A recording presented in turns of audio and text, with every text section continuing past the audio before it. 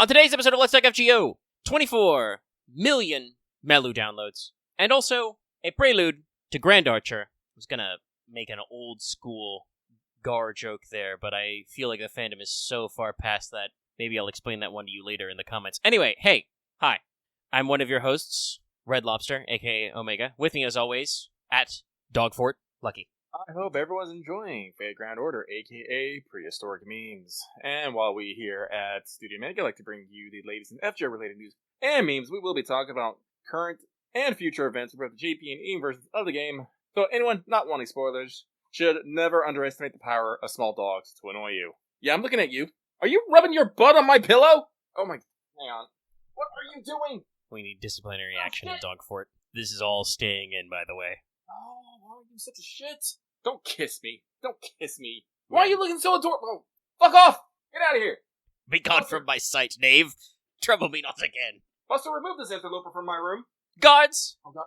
Seize him. No, now Buster just wants to be pet. Cool, great. I am beset by needy dogs. Hi, everybody. Welcome to Let's Talk FGO. I'm gonna be having a fucking time today. Yeah, so I guess this is the business time of the show. Hi, everybody. This is Let's Talk FGO. We're brought to you by all wonderful and beautiful listeners, but especially our patrons. More on that later. Thanks for listening. But this is our first podcast, I believe, in the podcast feed, where Lucky is now dog sitting. Yes, fortunately, unfortunately, Lucky is dog sitting 2 additional dogs. They are 2, well, one's young, but 2 Jack Russell Terriers. And these guys are both kind of spoiled little shits. Ain't that right, Hubba Tubba? Ain't that right, Hubba Tubba? They are annoying little shits, but I can't hate them. It is That's how it is. That is how it is. But yeah, so Lucky may be taking breaks, yelling random things, and there might be the sounds of dogs being dogs. Just, forewarning. Well, now if you've ever wondered if Let's Talk FGO, you can pet the dog, yes. Join the Patreon at NA tier, and you can send Lucky a message to pet the dog, and he will pet the dog for you. All right. With that out of the way, let's check in with everybody's favorite Kohai, Mash. Senpai, 起きてください. Because it is time for Wake the Fuck Up Senpai, Red Signal for Pro Tips. I have 2 whole tips for you. Tip number 1 has been petted. Good, great. Tip number 1. So, more detailios later in news, but we're getting social media campaigns for the next Gouda Gouda event, which is supposed to be late November, I think it says. And the campaign ends around the 18th, so look forward to the event starting around then. We've been a little better about not having them kind of like directly overlap as much, but we've got a little range for it, so we'll see. Also, this is especially important, given that later we'll be talking about the 24 million downloads, though of course it is an accrued login bonus, just lumping everything together. But if you're trying to log in on time at FGO, in America, daylight saving time's in effect, so for some of us, logins will be basically back an hour. Instead of daily reset being midnight Eastern time, it is now 11. Instead of being 9, Pacific, it's back 1. And that may goof you up if you're looking out for maintenances or events ending or just logging in. So everybody, be aware. Already got me once. Yeah, it'll sneak up on you. I always forget that's usually because I'm too happy about fallback. Please just leave the clock right here. But yeah, no, it always a little confusing. But hey, if you join our Discord, because it is the 24 million downloads, I will probably be adding the server to remind everybody to log in regularly. But since we just wrapped up an event and are kind of in schmoove cruise mode, no records, no evils. Do need to check out the new Bleached Earth quests, but I've been doing other stuff that I will talk about later. So, that means we go to, did you finish your Master Missions? Your Master Missions this week, which you have some number of time to finish. I don't know when you're listening to this, but you gotta defeat 3 good servants, defeat 3 evil servants, defeat 15 undead enemies, defeat 15 male enemies, and then acquire 2 skill gems or statues of any kind from drops, and then 4 skill gems or statues of any drops. I am fairly certain this is just do Fuyuki free quests. You can do all this in Bleached Earth, I'm pretty sure, but you can also just do this, in Fuyuki. I'm pretty sure there's a Shadow Saber somewhere for good. Half the guys in Fuyuki are evil. It's fine. So, go ahead and check that one out. Next, it's time for Skelograms. It is no longer spooky. The spooky has officially ended. But we got a couple of different campaigns to talk about. First of all, chronologically speaking, in EN, Ordeal Call, New Duties Unlocked, Part 4, starting on the 4th. I don't really know if they timed it that way or it just worked out. Ending on the 19th, there are more extra missions for class score stuff. Get your various torches, get your various space dusts, possibly your even crazier space dust. We also have 2 sets of limited time missions. One is for story progress, and one is for doing Bleached Earth quests. Story progress is just straight up 9 Saint Quartz. The Bleached Earth ones are a variety of things. That's more Saint Quartz, teapots, other stuff like that, etc. Just in general, make sure everybody's progging story, and make sure you're doing Bleached Earth every once in a while. Speaking of which, in order to incentivize you to do Bleached Earth, half AP free quests on the Bleached Earth. There It's you go. important. Half AP. If you're a little behind on your storm pods, you can catch up. We are still doing quarter AP on story through LB7. I'm pretty sure that parts of the game are already 0 AP, but once again, half AP story all the way through LB7. Also, your Leyline Stones are back again. 3 for logging in, 10 in the MP shop. I feel like the Leyline Stone campaign, literally just ended, but, that's how it works, I guess, and it's back. If I had to guess, these will probably be good for until, sometime in December, and then, they'll whisk them away to try and incentivize you to clear story. But then they'll be right back. A couple of banners. These ones are LB4 themed. You've got Arjuna Altar, Lakshmi Bai, Asclepius, and Juniko, Lakshmi Bai, and William Tell banners. All pretty normal stuff, just rotating in a few banners. And honestly, I don't know how her HP total, I think, still is, the highest for, a long time. But I don't know how crazy Juniko is. But Arjuna Altar's still pretty good if you want to be blasting content. So, it's a fair cop, as Monty Python would say. And in JP, Grand Dual Archer pre-release campaign, starting the 5th, ending the 23rd. Daily missions for Archer Mats, you get the Archer Match tickets. All of the usual stuff they do in these prelude campaigns, double EXP for Archers, half AP on Archer Dailies. I'm pretty sure the Archer Daily is available, every day. Oh, it's not only is it double EXP, it's also triple Super and Great Suck for Archers. Half AP Embers, and half AP on Training Field for Archer, which is open all day. Okay, so not Archer EXP Dailies open every day, but the Training Field for Archer Mats. This also means there is a summon campaign for every single fucking Archer. It's a little nuts. This is also, people are once again pointing out that JP has, over 100 summon campaigns right now, because also, in the setup for Grand Archer, it's, no Storm Pod cost on, Dual Lancer and Dual Extra, also, basically, 6 to 13 specifically. So, your Lancer and extra class ones are discounted. And this also means, guess what? Banners for every single Lancer and extra class servant, of which there are a lot. It's a little much. I'm gonna be real. It's crazy. Oh, by the way, Madame Prez is in that rotation. That is good to know. I wasn't thinking about that. Now I am. They have repeated the entirety of the extra class, unless the wiki is just lying to me and they reuse the format, but I assume they would edit it. That should mean that Draco, Space Aresh, and Olga are all back. So, there's even more chances for all this stuff and everybody hiding in there. And then, like I said, they got lots of Lancers as well. So we are truly offering you many, many, many opportunities to get your servant. I think, honestly, people in our Patreon chat saying, surprising to get the beasts again. Honestly, I get that the game did want them to be rare. They are very strong. We don't necessarily want to lock them into some of the ideas with Lucky Bag and stuff. Also, the class comp is, again, wildly different for each beast class. They are very non-standard. But the idea of the Grand is they do want you to be able to Grand the servant you want, which means they got to give you opportunity to get them. And, maybe you want to do, all the extra NP levels, get the coins for append skills, whatever. So they put them in the rotation. They're also working on, this Ordeal Call clear campaign. That was technically talked about last week, but it was, Lucky and I were talking earlier. It's very funny that they've, the wiki finally caught up to actually, listing all of these. And they are still technically ongoing because each phase for, each Ordeal Call has been, started and goes until the 20th of December. So they're all running. But let's talk about that 24 million downloads campaign. That's EN, 24 million downloads, starting the 6th, going until the 20th. I think we talked about this on stream at the start of the week. Weren't sure if we were going to do a show, but there's enough little bits of news and stuff to talk about that we're doing okay. Okay. So we'll run it through. But when we weren't sure, when I wasn't done scheduling it out and stuff.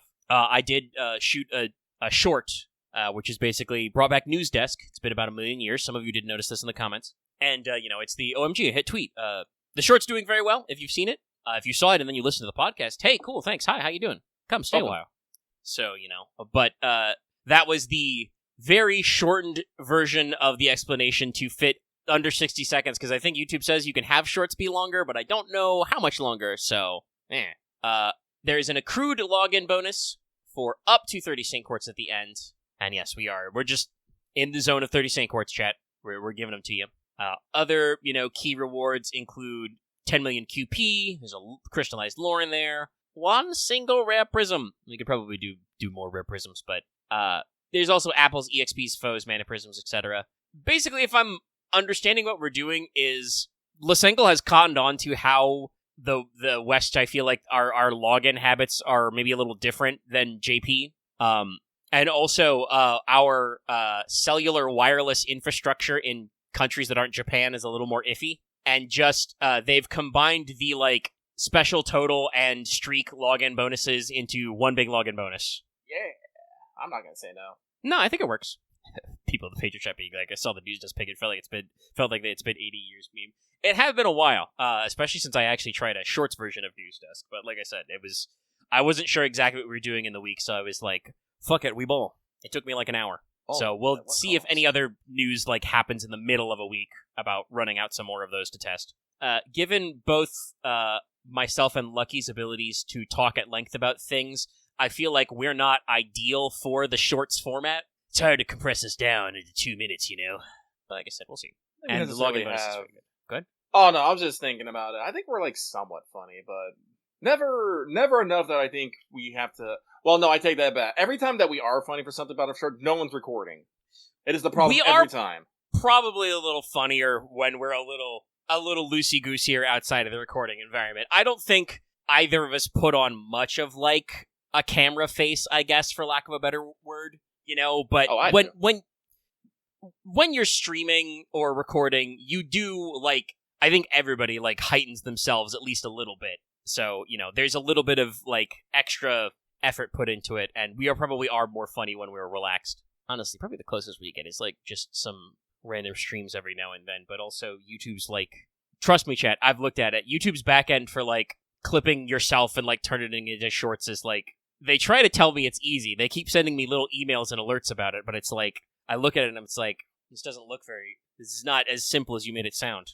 I cannot just highlight, the 1 minutes. Anyway, where was I? 24 million downloads. Extra Mana Prism items.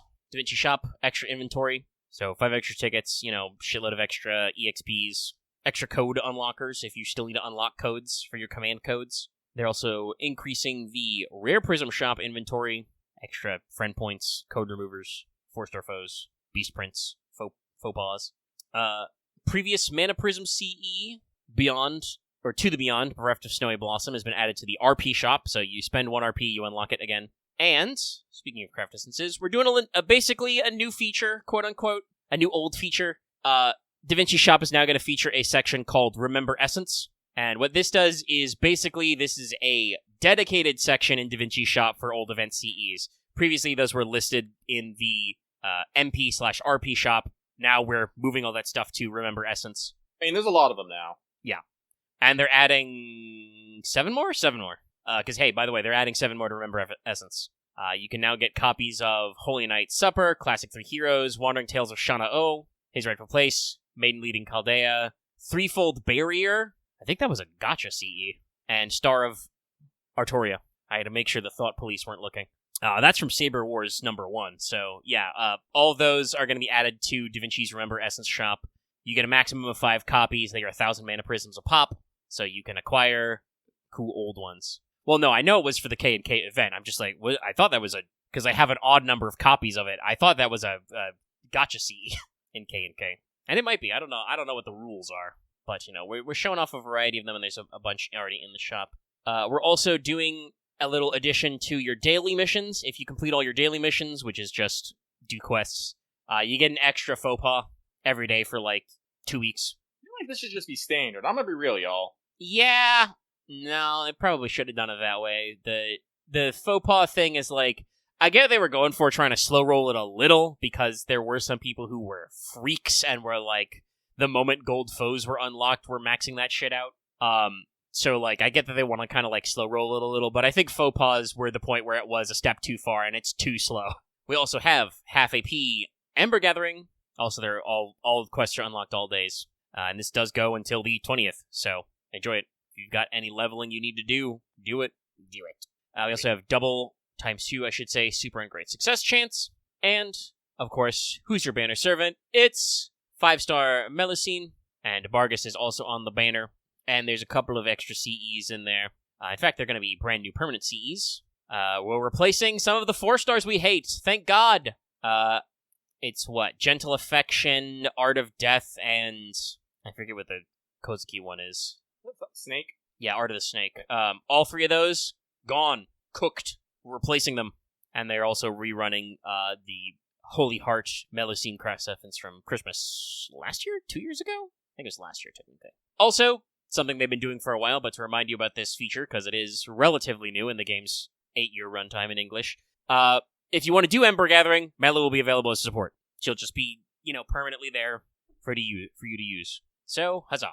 Not like a crazy millions download milestone, but still, pretty good stuff. Always fun to see. And, we'll take the same quartz. Definitely take the same quartz. And honestly, like, it's a very small quality of life change, but the Remember Essence thing is probably pretty good, because, as Lucky did mention earlier, we are getting pretty good about putting old event CEs in the shop for you to access, and boy howdy, there's a lot of those. I was like, they've been doing this for 8 years. But one last bit of news items. As I mentioned before, during the pro tippery, we have the Gouda Gouda social media campaign, where we're launching the build up to the next Goodus.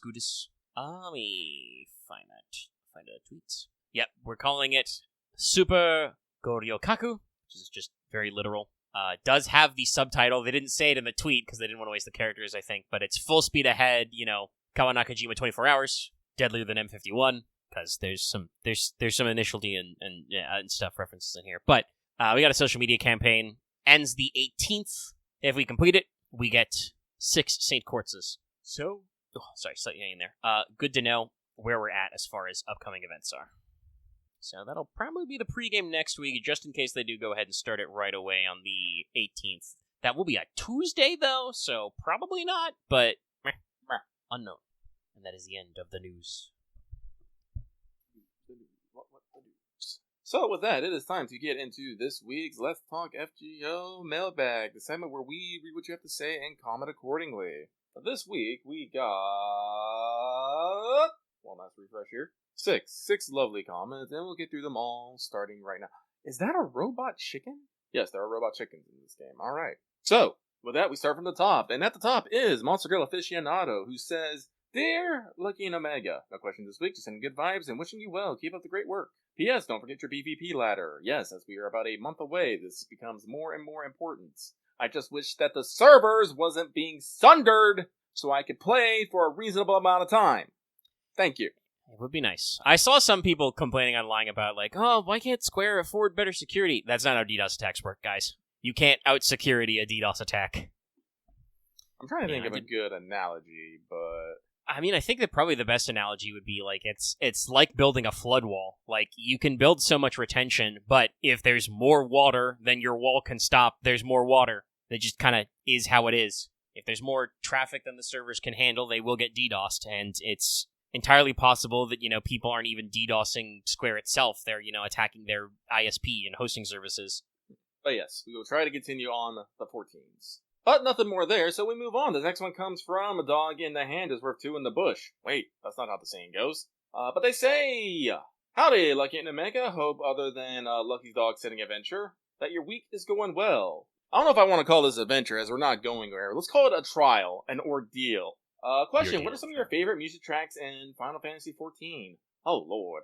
Where do I begin and where do I end with that? God, that's, yeah. Well, no, I take that back. No, Close in the Distance, I think, is still one of my favorite tracks of all time in Final Fantasy XIV. It is the field theme for an area in Endwalker, and is used in some very poignant points in some very poignant ways. I was very excited when in Cosmic Explorations we actually got orchestrations for the alternate versions of it, which makes me happy. Yes, they do a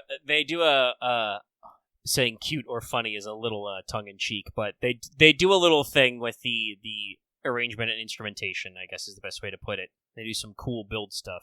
I think following that up, though, I think A Trail Unending would probably be my second pick, which is from Dawn Trail, and is the background music for the final dungeon of the main MSQ. If you watch I believe it plays during the release trailer for Dawn Trail, not the cinematic trailer, but the actual in-game trailer they have. It's very good. Lucky's gonna keep beating this dead horse. I am a man who is not afraid to. I'm not afraid to take the low road, but I still think people were way too harsh on Dawn Trail. Like, so much about it was good, and people just do not want to admit it. We can say it. You are absolutely correct. I believe we have factual information to back it up. Square posts their financials. Hey, guess what? We're making less money than Endwalker, but more money than Shadowbringers. That's pretty good. That's surprising. I thought we're gonna be just under Shadowbringers. No, I believe that in terms of income coming in, we are below Endwalker but above Shadowbringers, which is doing pretty good. Obviously, Endwalker it's a multi-level cultural phenomena. I wasn't there when it launched, obviously, but I can see how we got here because it is the conclusion of a multi-year story arc, basically, which is a big thing. Genuinely, a lot of people are kind of like, I guess a good modern pop culture analogy is to say it's like the Avengers Endgame. It's like a lot of people were just kind of like, oh, cool, okay, that's the conclusion of the arc, all right. And they're not quite as invested in the, building story for the next segment.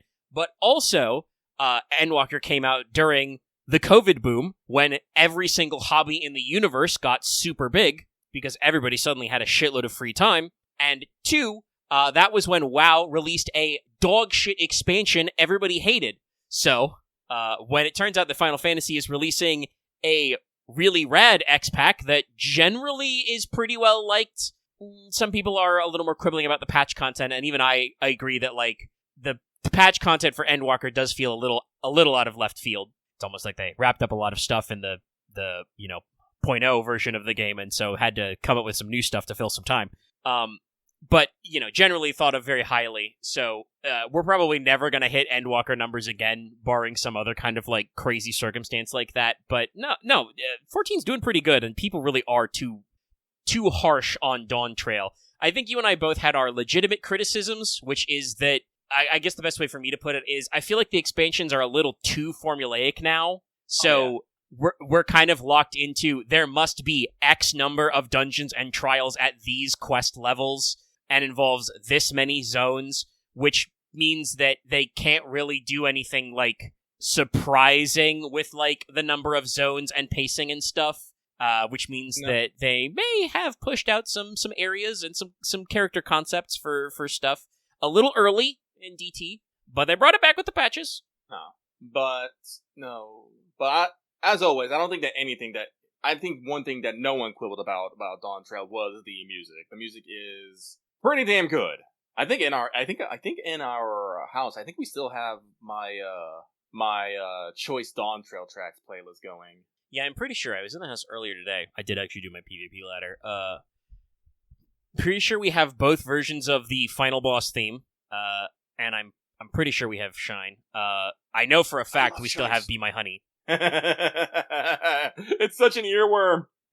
All of the Arcadion songs are really good, but in particular, Be My Honey is just like that special kind of song that is like designed to be annoyingly good. But yeah, no, like in general, Dawn Trail's got really good stuff. I mean, let's see.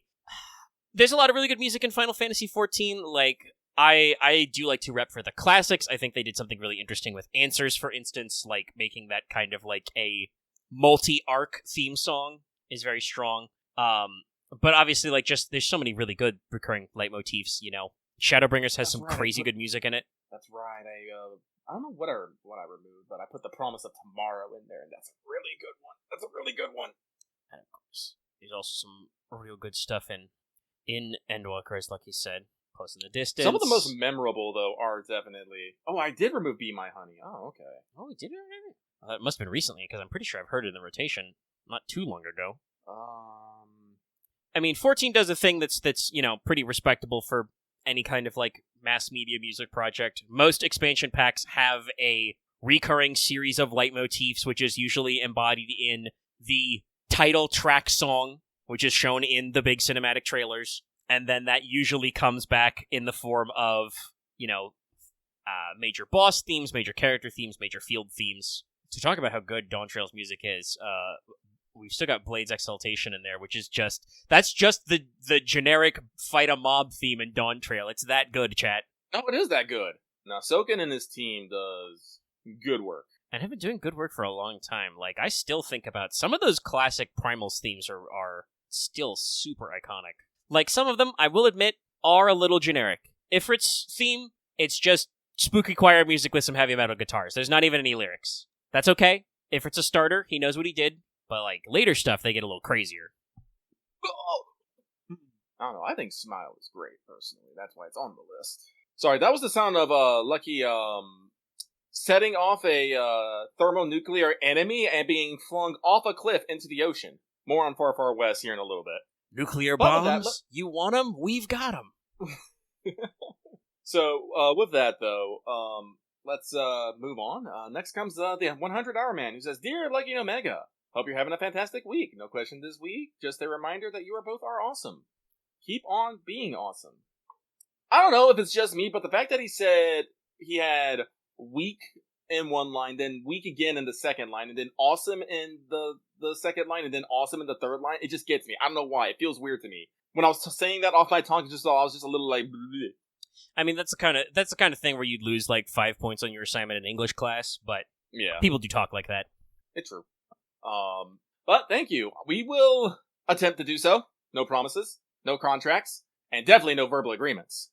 My lawyers were very insistent on that one. But with that, we move on to the Tyrant King. Looking forward to battling past level 100 enemies in the new DLC. Question: Hey guys, with the good event coming soon to NA, what have been your favorites so far? Also, favorite Mini Nobu. Anyway, that's it for me. Sending good vibes your way, and I hope you have a great evening. What is my favorite Gouda?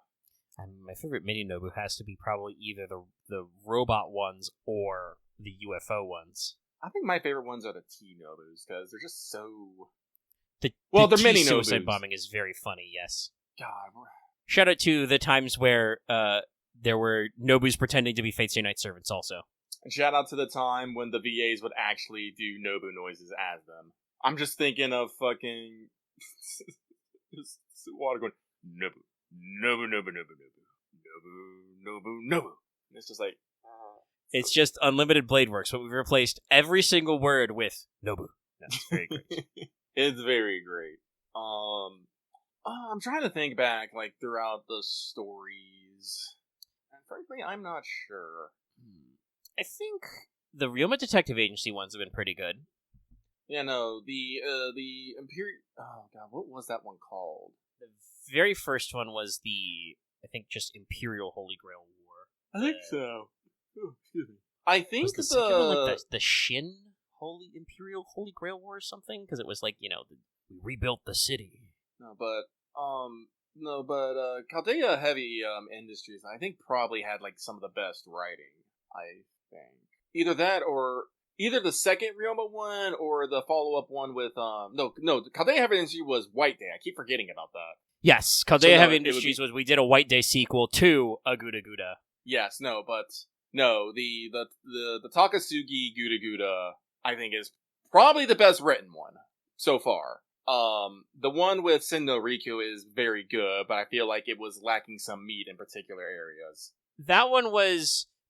Listen, I like I like Io and Himiko as characters. I feel like those Gouda Goudas are a little more muddled because they have to do the thing where, like, it's the ancient past, but also we have Shinsengumi here for some reason because it's Gouda Gouda. Like, they mix their messages a little. So those are pretty good, but no, the Ryoma ones are usually a lot more focused. I'm actually somewhat excited to see what we're going to be doing for the Kondo Asami one. Yeah, that one will probably be pretty, especially because it's a year 10 event, so there will be no stops. All stops will be pulled. Oh, well, let's see here. I think that's enough for that one. So let's move swiftly on. Next one comes from Agent 418, who says, "Hello, Lucky and Omega. Have a good weekend, y'all." Thank you, my dude. I will try. I have 2 extra hellions here who are like, "Nah, fam, suffer." Ain't that right, Hubba Tubba? Sleeping on my bed like it's yours. Don't wag your tail at me, you smug little shit. So smug. So, with that, we go to last but not least, Soul of the Lightmore Discord, who says, "Dear Commissar Lucky and Operative Omega, no questions this week, being a bit busy. New season at the Green Coffee Factory. Please end me. Just wanted to wish you both some good vibes, wah wah wah, and to promise to check out some of the Rogue Traders themes when I get the time, as I've been wondering if I should snag it on the next Steam Hates My Wallet sale. I definitely would appreciate more views on that. Please leave a comment on them if anything catches your interest. But overall, I do want to say I do think that Rogue Trader is probably worth it, whether you are new to the franchise or, might have been there quite a bit before. Like I said, if you're going in there, I would not recommend it if you want to just get in there and be like with your Space Marines and dealing with, blasting Xenos scum and heretics. Well, there is a lot of blasting heretics, and there will probably be blasting Xenos later. But if you want more of an action-packed game, I will heartily recommend Space Marine 2. But if you're looking at the RPG side of things, Rogue Trader seems pretty good. I will also recommend, if you're feeling, it's not fully a horde shooter, but I would also recommend Darktide.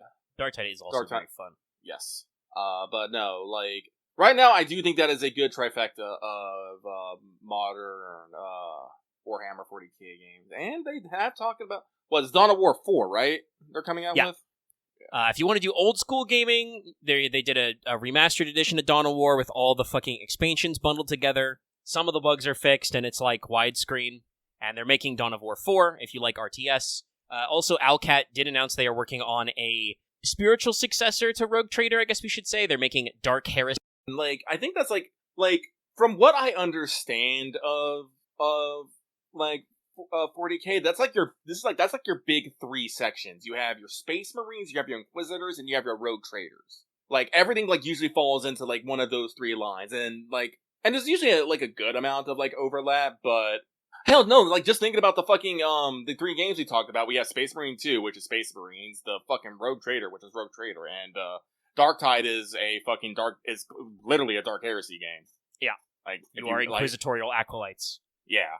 So no, the fact that I'll be interested in that. Like I said, I'm slowly working on it. Lucky is infamously slow with doing fucking CRPGs, just because I'll get a niggle about something and completely start my game over. No, well, actually, no. Lucky is just that way with everything. Lucky has very few problems to be like, I don't like this. Destroy everything. Start over. I don't know if our Discord saw our Discord probably saw, because we have a bot called the Starboard in our Discord, in which if someone makes a post, if you use the star emotes on it a certain number of times, it will get posted to a board so that everyone will know that it's there. In our Vintage Story chats, this is something I do every once in a while because it gives me joy. I decided to completely demolish my 2-story house and rebuild it from scratch because I'm like, no, I don't like it. And I just, made a meme with, the empty lot and which one did I use? Did I use Elden Ring? I don't remember. Yeah, I think you used the Elden Ring font. Yeah, and it's just House Vanquished. Yeah. I got a hearty chuckle out of it. But no, if Lucky doesn't like how a run is going, he'll just be like, nope, reset. God, this is a little bit later, but Lucky's been, since I'm not picking up any new games, Lucky is trying to work on his backlog, except Lucky got fucking, I don't know why it happened, but I got a hit with a sudden urge to play some old level 5 games. And when I mean old level 5 games, I mean Dark Cloud 2, and Rogue Galaxy. I'm starting with Rogue Galaxy, I'm probably gonna work my way back. But I have restarted that game 3 times. The first time, 14 hours. I'm like, nope, not gonna do it. Second time, 28 hours. Nope, gonna redo it. Just because Lucky just gets little niggles that bug him, he's just like, no, I gotta start over. I don't know necessarily what it is, but just sometimes I can't do it. But man, I do love old level 5 games. They had some really fun and unique things in them. I kind of miss it. I feel like ever since White Knight Crawling, those level 5 just kind of went, Actually, let me double check their fucking games. I know they're working on stuff. I don't think they've ever they've published anything recently or developed anything recently. Let's see here. Oh wait, no, I lied. They. It's not that they're not making games. It's they're making smaller games because they do Professor Layton and other such things. Okay. Yeah, I know those. They do Yokai Watch, fucking Fantasy Life, Ni no Kuni. It's oh god, no, that's probably why they fucking make so many Yokai Watch games. Jesus fucking Christ. Yeah, Yokai Watch is obviously not as popular internationally as a Pokemon or Digimon, but is selling like hotcakes in Japan. I'm pretty sure. I mean, Yokai Watch scored a collab with FF14, and I have all those little sons of bitches. Oh, okay. I did not know that. Well, actually, I got a lot of. I did not know this, but I have all of Level 5's first 5 games before they started getting into until they kind of went through there. Because it's Dark Cloud 2, which is also known as Dark Chronicle, Dragon Quest 8, Rogue Galaxy, and Joan of Arc. That's wild. I own all those games physically. That blows my mind. Also, wow, that's a pretty good spread. No, it really is. But after that, that's when they started doing Professor Layton games and Inazuma 11 games. Oh, they did work on Dragon Quest 9 as well. Then there was White Knight Chronicles. White Knight Chronicles 2. They actually got a 2 on that? Really? Huh. Maybe I have to actually play White Knight Chronicles. Ni no Kuni. What is Dawn Ball's? Oh, okay. Yeah, no, honestly. I'm sorry, Girls RPG Cinderella Life? What? That's a very Japanese name. No, but it seems like they switched to a lot of smaller handheld style kind of games. A lot of games on the 3DS, a lot of games on mobile. Looks like some of their biggest games was it's whatever's going on Yokai Watch, and then Ni no Kuni, then Fantasy Life. Ooh, what is this? Megaton Musashi. Hang on, Hubba Tubba is whimpering in their sleep. I'm wondering if I can get my mic on them so you can hear it. Hang on. He's sleep running. That's dog energy. No, if White Knight Chronicles was enough to get a sequel, I might have to double check on that. I remember it being very weird. But no, they're still making games. It's just, I don't know, was the studio downsized or something? Hang on, let me see here. Dark Cloud. Well, I don't know. By the way, Chad, if you ever hear me be quiet for a while, just imagine in my head, just play Be My Honey. But no, I don't, well, from all things considered, Yokai Watch and Professor Layton are very well received games. I do just wish that we maybe got a little bit more return to the uniqueness of the Dark Cloud 2, and Rogue Galaxy. Hell, shit, no, no. I would say no. Dragon Quest 8 while it was a very good game, it was still very standard. Now that I think about it, though, realizing looking at the alchemy pod, I'm like, wait, no, that's totally a fucking level 5 thing. Level 5 is really crazy about having crafting systems in their game. In Rogue Galaxy, you actually have to do factory automation to craft items and process items and move them down conveyor belts. And in your space pirate RPG, which is I'm just like, oh my god, guys. Also get a little crazy with weapon creation too. That was one of the reasons.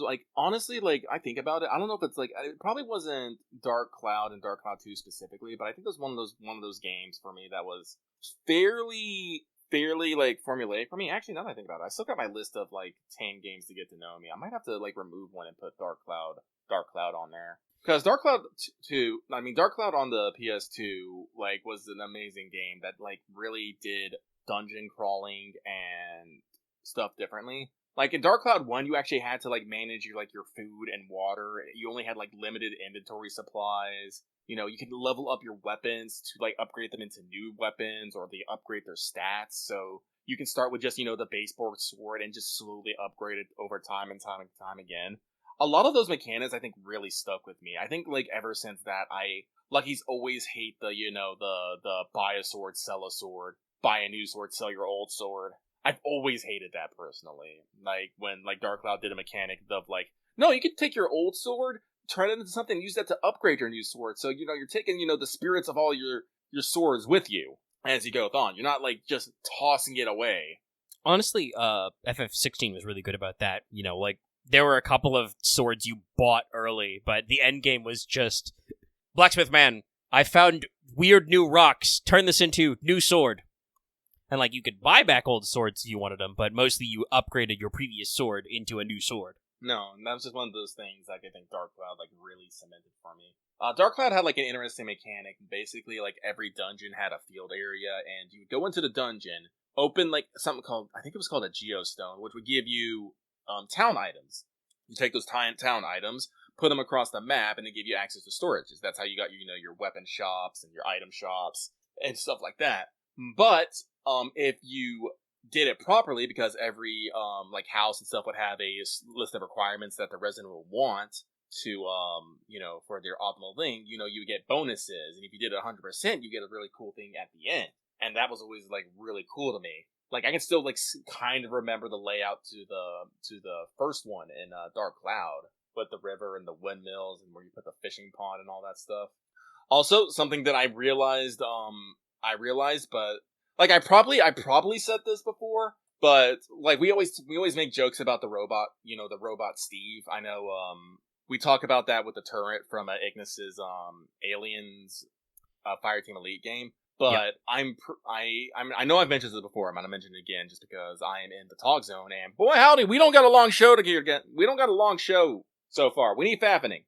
But in Dark Cloud 2, or Dark Chronicle, and Rogue Challenger, there's a character named Steve in all three of them. In the first game, it's a talking slingshot you can get. Basically, you fire the slingshot and it will like talk shit at you or at enemies. It's in Dark Cloud 2, Steve was the name of the robot you could ride around in as one of the characters. And in Rogue Galaxy, Steve is actually a robot, like a full robot, autonomous robot that is one of your party members in the game. And I think just that triple combo of Steve, and Steve has just cemented in my brain. Robot buddy, Steve. So no, like those games are just really formulaic. And like again, shout out to Dragon Quest VIII. I think that was like Dragon Quest VIII was the first Dragon Quest I played and the first Dragon Quest I beat. It was very good. Fucking doing Giga Slash while your fucking main character's in like his Super Saiyan mode. Ugh, it's the best. It is the best feeling. I love it. Yeah, Dragon Quest has never been as hot in the West as Final Fantasy, but I do believe they've been doing pretty good for several years, and there are a lot of games that are well remembered, and 8, I believe, is one of them that many people are like, oh yeah, I know that one. I believe if I remember correctly, that's when you basically have to do the game all over again, or was that the post-game thing? I don't remember. Post-game, then I think I did. That's the interesting thing about the Dragon Quest games, that you can beat the game, and then you realize you haven't actually beat the game. You have to go, again. Like, I remember that in 8, and then they did that again in 11. I never beat 11, now that I think about it. I should go beat that. It's kind of the classic. Like a lot of the Dragon Quest games are on handhelds now, so I haven't played like a lot of those, but I really should. Like Lucky owns quite a few Dragon Quests because I picked them up because I'm like, I want to play these one day. Never played them. Hey man, I'm pretty sure this is technically related to the question of the Steam Steal My Wallet tale. Man, my Steam library, it's full of stuff and things. I have regrets. Someone didn't make it. I did not like that. 11 had some really good waifus, though. Ugh, how dare. But, where was I going with that? Not the waifus thing, what I said before that. Shit, I don't remember what I said before that. I don't know, man. Well, if you're fine with one of your companions just being dead so other people can grow, I mean, I guess that's on you, but me, I wasn't about that. I'm like, no. Sorry, spoilers for Dragon Quest 11 who came out, like, I don't know how long ago, but one of your party members dies, and in the post-game, you can go back in time and, fix that mistake. Well, it really wasn't a mistake, but, undo that tragedy. An interesting concept, but also, like, I don't know, man. No, I'm pretty sure that you beat the final boss. It's just, and all that stuff is post-game. That would seem to be what Legendary was talking about earlier. I mean, I feel like the joke to make there is that given that Dragon Quest usually has a pretty Toriyama-inspired art style, that is kind of Akira Toriyama of you. Yeah. I mean, there are a lot of... That's one of those weird things is, we talk about, quote-unquote, the post-game, and it's like, there are some games where the post-game is the real game. It's true. And it's a little weird that we still call them post-game. I guess technically because there is usually a credit roll in there. I think, like, most freaking Disney, I can say that about, like, Monster Hunter Wilds. That story? No, that's the tutorial, baby. Are you ready to grind? You're not even... You're not even grinding hunter ranks normally in the main story, very well. You're just doing shit. You just advance as far as you need to advance. It's like, it's like about the thing. It's like, Stellar Blade. Like, Stellar Blade, they have a really interesting, new game plus. and which once you beat the game, you start a new game plus, you actually unlock, more options, more skill options, and other such things. So, it adds, more spice to the game. That's always an interesting one. No, but, like, in the case of Dragon Quest VIII, it is it's because, I guess, like, this is one of those things that I guess we can talk about, like, the classic storytelling thing that, sometimes, doesn't necessarily get remarked on, especially in more traditional stories. Like, once the hero beats the big bad, usually the story ends, they have a parade and, Reddit credits roll and that's it. But usually there's still stuff unresolved, like, after that point that, doesn't get touched on, like maybe where certain characters have gone, how people feel about such things and stuff. And I think Dragon Quest, doing this post-game expansion, even though you have, quote unquote, beat the big bad, there's kind of like this, this after story that, it can follow up on. Honestly, that's always really interesting when they do actually do that, because there are lots of games where, like, doing the quote-unquote post-game... Ooh, actually, that is a good way to say Pokemon DLC being truly post-game. You can go past level 100. Yeah, that's we're truly going even further beyond the content. But I think there are games that are examples that effectively don't have a post-game. Basically, Fallout New Vegas is a great one, because actually doing the Battle of Hoover Dam would fuck with the world state too much, the game would explode. That's like, no, we can't go back after that. So everything you do has to be done there. I would say that, yeah, Royal, still haven't beaten Royal. God knows if I'll ever get around to that. P5 is really cool, but those games are very long. It's very hard to work through them for, like, my third time, technically. But that would technically be a post-game, because the whole default experience ends at Christmas Day. Yeah. Phantom Thieves Save Christmas. And then they're like, okay, what if we, in the expanded, we gave you the new shit? That's very interesting, I guess, for P3 Reload, because what would have been the Fez post-game, effectively? I mean, there's still the post-game, in that there's the separate episode. They did episode Aegis, as a separate DLC. But I'm pretty sure the extra month from Fez was just added to Reload, so, like, the whole of it is now just the pacing. No, it's a post-game. You save Christmas, the villain... Like, and we added, a new villain to the... I mean, and you can say it feels naturally like an extension of the game, but that is still a post-game, like we were talking about. You can have a thing where the post-game is technically the meat of the game, but you cannot deny that, hey, everything after Christmas, other than the original, ending scenes of the game, is, that wasn't part of the original release. They all went back and added that stuff later. For better or worse. I actually genuinely, I guess we'll see when they do Revive, but I never got around to, obviously it was on the Vita, I never got around to playing P4 Golden, so I don't really know how, the Golden stuff adds into it. I kind of feel like a decent number of people are like, the things they added with Golden, some of them are nice, but some of them are kind of inessential. Whereas, I don't know if anybody says that, the extra month and the extra social links and stuff they did in P3 Fez is, well integrated. I just didn't have a social link in the original release of P3 Chat, which is a little crazy to say, but that's how it was. That's why her Arcana is Aeon, because they had to make up more shit. But yeah, no, it's always very interesting to think about, game versus post-game versus game, and obviously then there are games that don't even have a post-game because the game never ends, kind of a thing.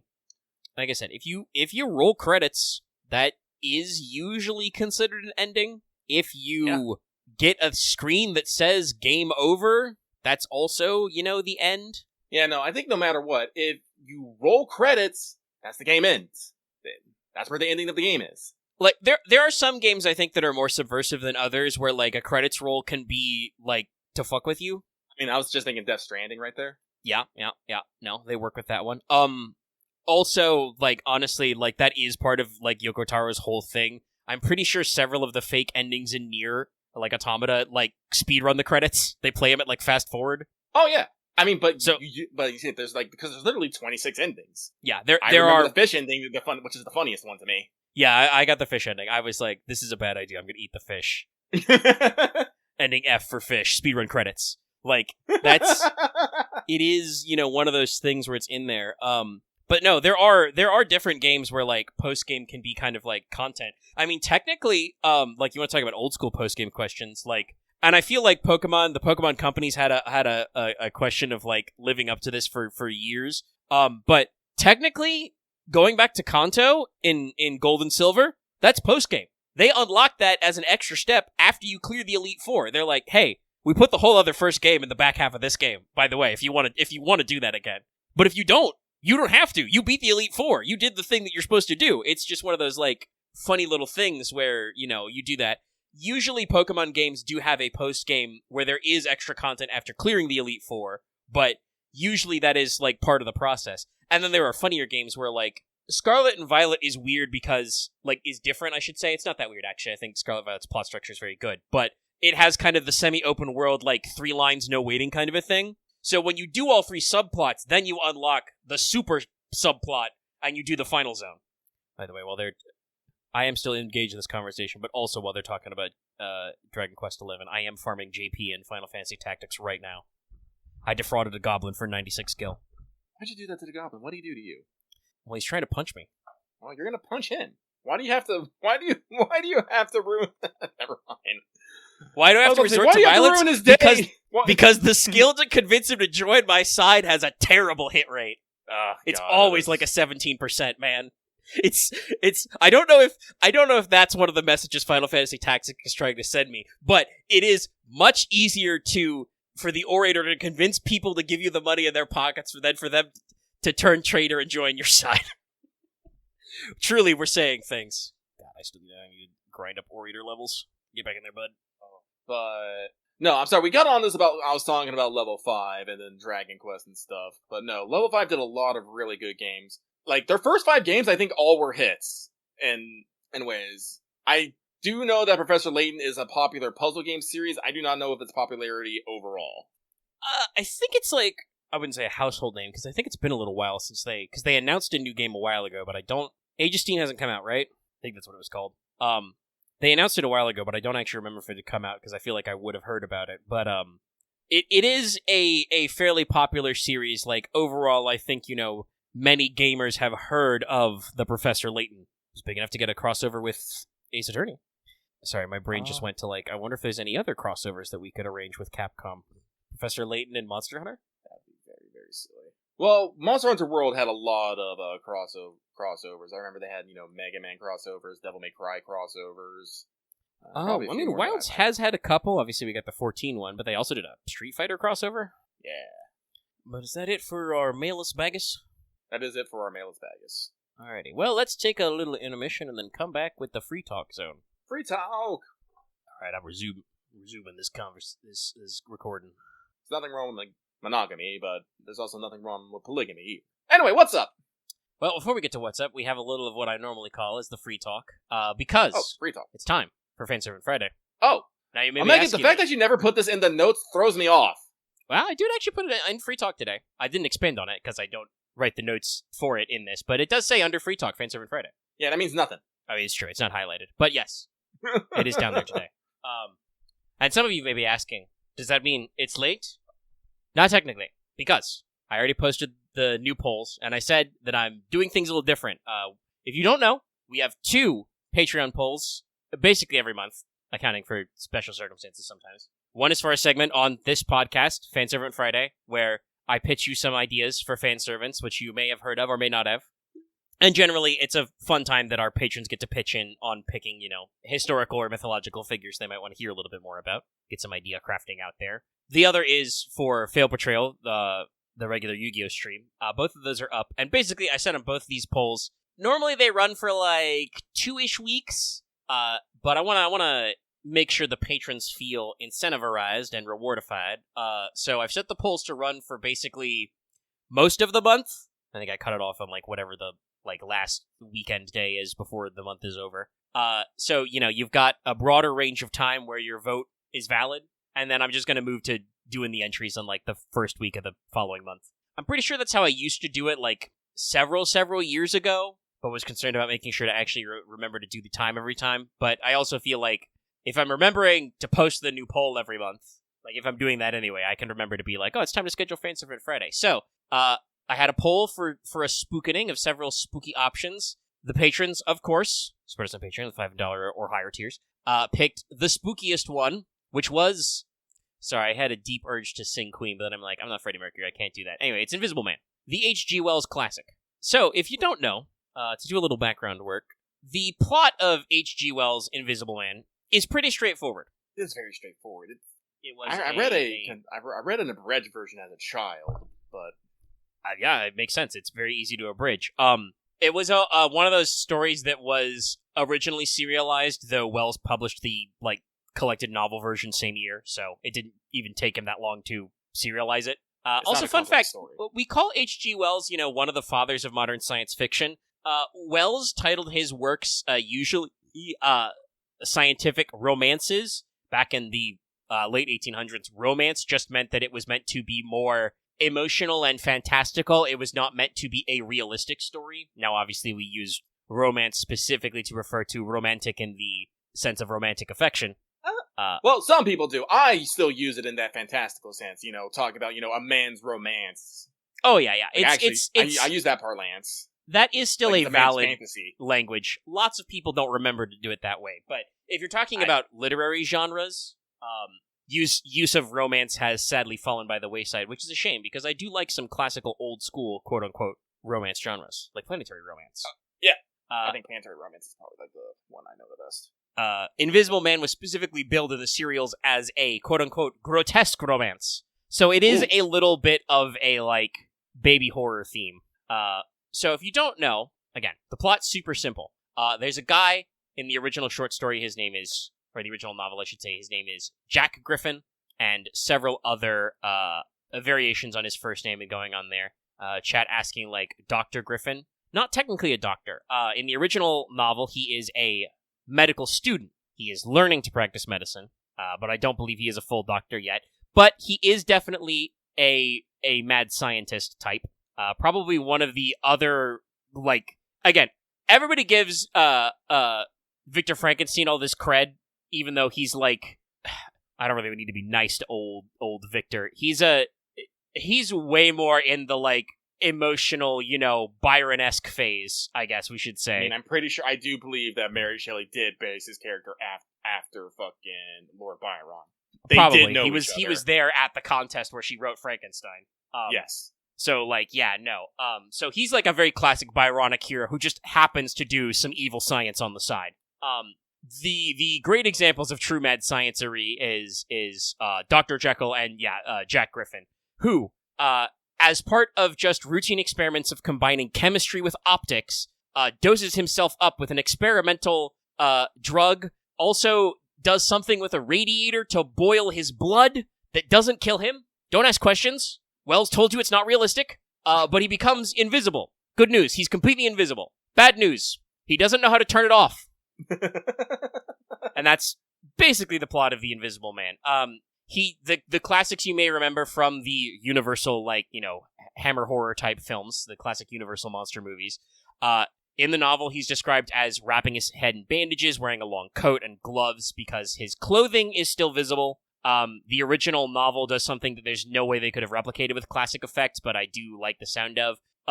In the original novel, food he eats is not invisible until he digests it. Yep. And also, he smokes a cigar in one scene, and you can, observers can see the smoke, flowing around in his nostrils and lungs and stuff. Yeah. So, he is the proper classic sci-fi horror invisible. He's invisible, and it's really cool, but it's also, in the most annoying way. Because, guess what? If he wants to do anything invisibly, he has to be buck naked, which, considering the story is set in England, is a problem. So, to prevent his research from falling into the wrong hands, he sets his own apartment on fire, to prevent his landlord from shaking him down for rent money that he doesn't have, and flees to a remote village in the countryside where he shakes down more landladies, and generally, he sucks. In the novel, Jack Griffin sucks. He's a terrible guy. He's a criminal even before he turns himself invisible, so it's not even out of a necessity thing. He steals money from his own father. He's very racist in the original story, which was probably a deliberate tell by Wells to be that this guy was kind of a scumbag. Mm-hmm. And so, he is a, not great guy. He invites his old colleague Kemp to help him refinish his formula and make new things invisible and begin a reign of terror across Britain before in a fit of rage, he, causes a scene, and eventually the local cops get involved, and they do shoot him dead. And once he dies, he becomes invisible again. No, I think that was like the most poetic thing about it. Once he's dead, that, fixes it. Yeah, when no longer his body is producing the invisibility stuff, he's dead, he turns back, and he's just there for everybody to see. So, not a great guy, but there have been many iterations over the years. The classic Universal film from the 30s, I think, that portrays him a little more sympathetically. It gives him a subplot where he's like he tests the invisibility formula because he's trying to make enough money that he can propose to his girlfriend, and not just be a broke-ass medical student. He only starts to get like crazy and sociopathic once he's on the invisibility drug, and then, he kind of like at the last minute as he's, dying and turning visible is like, oh man, I fucked up, man, didn't I? I did some bad stuff, and kind of like, reverts to being more normal. Honestly, I kind of like Wells' original better for that, because he is like, I don't know, I feel like it's a story about just like what kind of person, seeks the ability to become invisible and then immediately being like, well, I'm fucking invisible, what am I going to do about it? And newer films, I think, go back to the more scumbag check. But there have been many iterations over the years, so this I put up on the poll as Assassin, and like I said, the people voted for it. I think you could go with either Jack Griffin or bill him as the Invisible Man, because Fate does have several literary characters. There's obviously Phantom of the Opera, we've already mentioned Dr. Jekyll and Mr. Hyde. We have, Frankenstein's monster, etc. Generally, the way Fate handles this is basically, in our great multiversal kaleidoscope, who's to say that Wells' novel wasn't based on something real? Yes.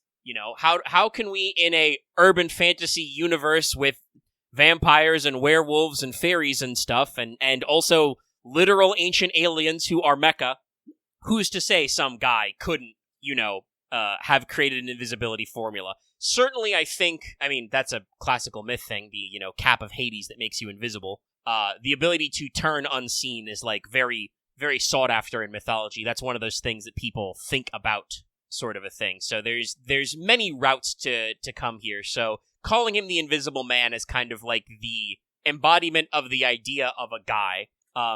Especially because, like I said, literally different interpretations of Griffin have given him different names, like different surnames, not always Jack Griffin, and various other, properties. So a little bit of a kludge. There'd probably be a little bit of, innocent monster type syndrome in there, but not quite the same. Obviously, this is on my mind because there were a couple of interesting videos about Count of Monte Cristo put out, but Fate doesn't shy away from some of that shit. We literally have canonically both the Count of Monte Cristo and Alexandre Dumas as servants. Mm-hmm.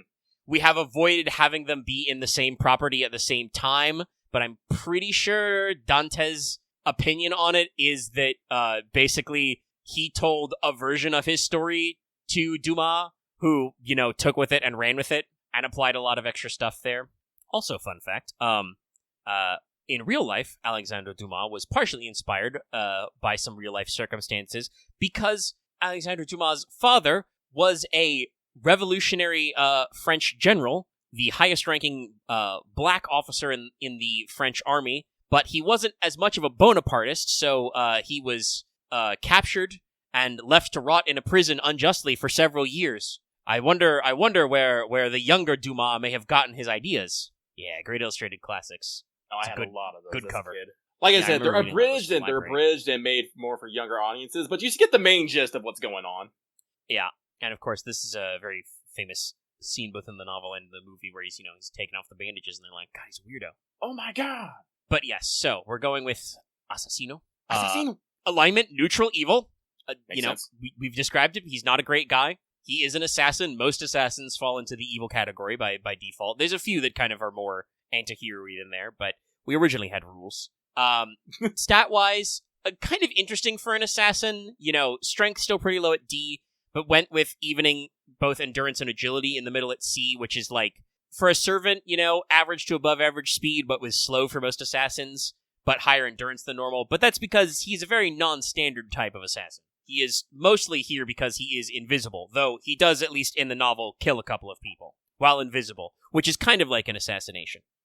Honestly, a little prescripting here. Usually we talk about like possible visual design notes, but there's actually, I think, room for some old school sprite tricks, because in the novel, the first implement he uses to kill some rando with is he just picks up like an iron pipe or bar off the floor, and then later like fights the police with an axe. So it's like, that would be a very simple sprite upgrade to go from like literal, metal pipe to an actual like wood axe type implement. He does also use a gun in the novel, which is not invisible. Not an invisible gun. That'd be too OP. Magical power, E. Luck, D. He's not very lucky. NPC, pretty middle of stuff. Class skills, presence concealment, C. And some of you may be wondering, Omega, shouldn't that be higher because he's invisible? No. We'll cover that later in Noble Phantasm. He should actually have a little bit of native presence concealment, not just as an assassin, but also, as I brought up, Jack Griffin is straight up a criminal. Like, he steals money from his own father. He burgles places later. He has classical abilities that you would think of as being sneaky. And also... He also burnt down a building at some point.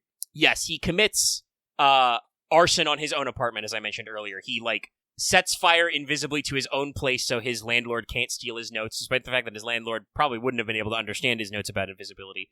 Burns down his own apartment and escapes. I believe it's actually believed by, his quote-unquote friends and relatives that he's dead, because I think he, hears about his own funeral. But he should have some inherent presence concealment abilities, but not super high, because it is noted that it is explicitly discussed in the novel, he's only the invisible man. He's not the undetectable man. You can still hear him. He mentions that he has a big problem with dogs, because dogs can still smell him. So it's not like a magic of not being seen. He is just invisible. He is, explicitly, it's supposed to be a power related to optics. Basically, think of it like he's turned his entire body into a metamaterial cloak.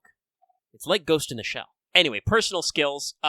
Honestly, it's kind of funny to think about the way I thought of a lot of these, but this is going to seem similar to a lot of other early game assassins, because I feel like it's very funny they have not gone this route, because I'm pretty sure the original Wells story should be in public domain, because it's pre-1900. But, he's got all the hallmarks, I would say, of some of the old-school assassin-type tricks. First skill is an original skill, Bandaged Man. This is meant to be a self-sealing skill. He is normally completely invisible, so in order to have daily interaction, even as a servant, obviously in spirit form he can talk to you invisibly, but it's probably pretty weird to be a master and have a servant who is literally invisible all the time. So he, seals himself up in bandages. So wears an overcoat, wears dark glasses, wraps his face. In some versions, he even has a prosthetic nose on. So he gives himself an outline. He can basically seal his otherwise always on Noble Phantasm when he's in his physical body. It reduces his presence concealment, but instead it works a little bit like espionage and makes him seem like a non-combatant. He's just a weird bandaged guy. Why would a servant be covered in bandages? But probably the kind of skill that generates critical stars, gives you some other buffs like that, like maybe a star weight up. If you want to be really funny, you could do this Tristan style and have it be self NP seal for one turn but charges NP gauge. He's, using less juice, not concealing himself. That means you do have to be very careful. Yeah, that was the patron chat was telling me that the H.G. Wells stories is public domain, but the 33 film isn't yet. So that means you got to be careful. Yeah. Because if you look too much like the movie version and not enough like the book version, you could get in trouble. Because that's an original Universal Pictures film. Sorry, just making me think about the Running Man now. How would you have the remake soon? I'm interested in it. Sorry, complete aside, it is, Running Man did have a movie adaptation before, but it was a very poor adaptation that was, more capitalizing on something more, popular at the time, and so kind of got fumbled, and really was not good for good old, Mr. Schwarzenegger, even though it was probably one of his better films at the time. Oof. Arnold was in a lot of movies, guys. You don't understand. Not all of them were great. Arnold was one of those guys who, I understand why. He was, coming in from a different country and stuff, but he was in a phase where there was a time where he would take any job that was offered, and there got to be a certain point once he actually got famous that people would offer him way more money than they should have to be in anything, and honestly, I cannot fault Arnold for being you're going to pay me how much? Thumbs up, I'm in. What's that, Joel Schumacher? You want to put me in a fishbowl and have me make ice puns? For how many millions? I'll do it. I don't what think killed the dinosaurs? The Ice Age. I don't care. I unironically love that line. It's so dumb. Oh, okay, maybe Maybe it is ironically I love that, but it's funny. Parts of Batman and Robin are really interesting. I actually watched Corridor did a reviewed different Batman VFX, and obviously while they were very praising of the Burton Batmans, which were like doing shit that had never been done before in live action, real crazy shit by the way. Like they built like scaled miniature streets of like Gotham and stuff for like Batman Returns and like huge matte paintings and shit. Like Burton really applied his animation knowledge to live action, which I think is a skill more people need to do. But Batman and Robin has very early CGI. When those like security guards and shit are getting frozen by Mr. Freeze, that's CG. And like it doesn't look terrible. I'm pretty sure when I saw it as a kid, I was just like, those guys are frozen now. Yeah, we're doing a new Running Man. One that's a little bit more faithful to its source material. That's always a fun one.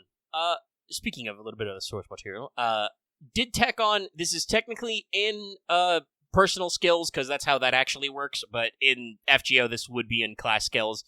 Item creation fake at rank C. Jack Griffin is not a magus. He is classified as an assassin.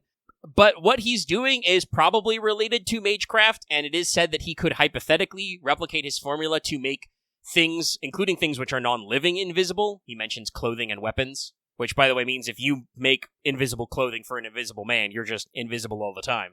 Oops, all invisible. The novel, I don't think, talks about this, but if you made a poncho that's invisible, it's entirely possible that if you were under it, you would be non-visible as well. Or maybe it would be see-through. Who knows? He might have just been talking shit. But he can produce items which border on small magecraft. If he has access to a workshop laboratory, he can produce mixed elixirs and things, including temporarily replicating his invisibility formula.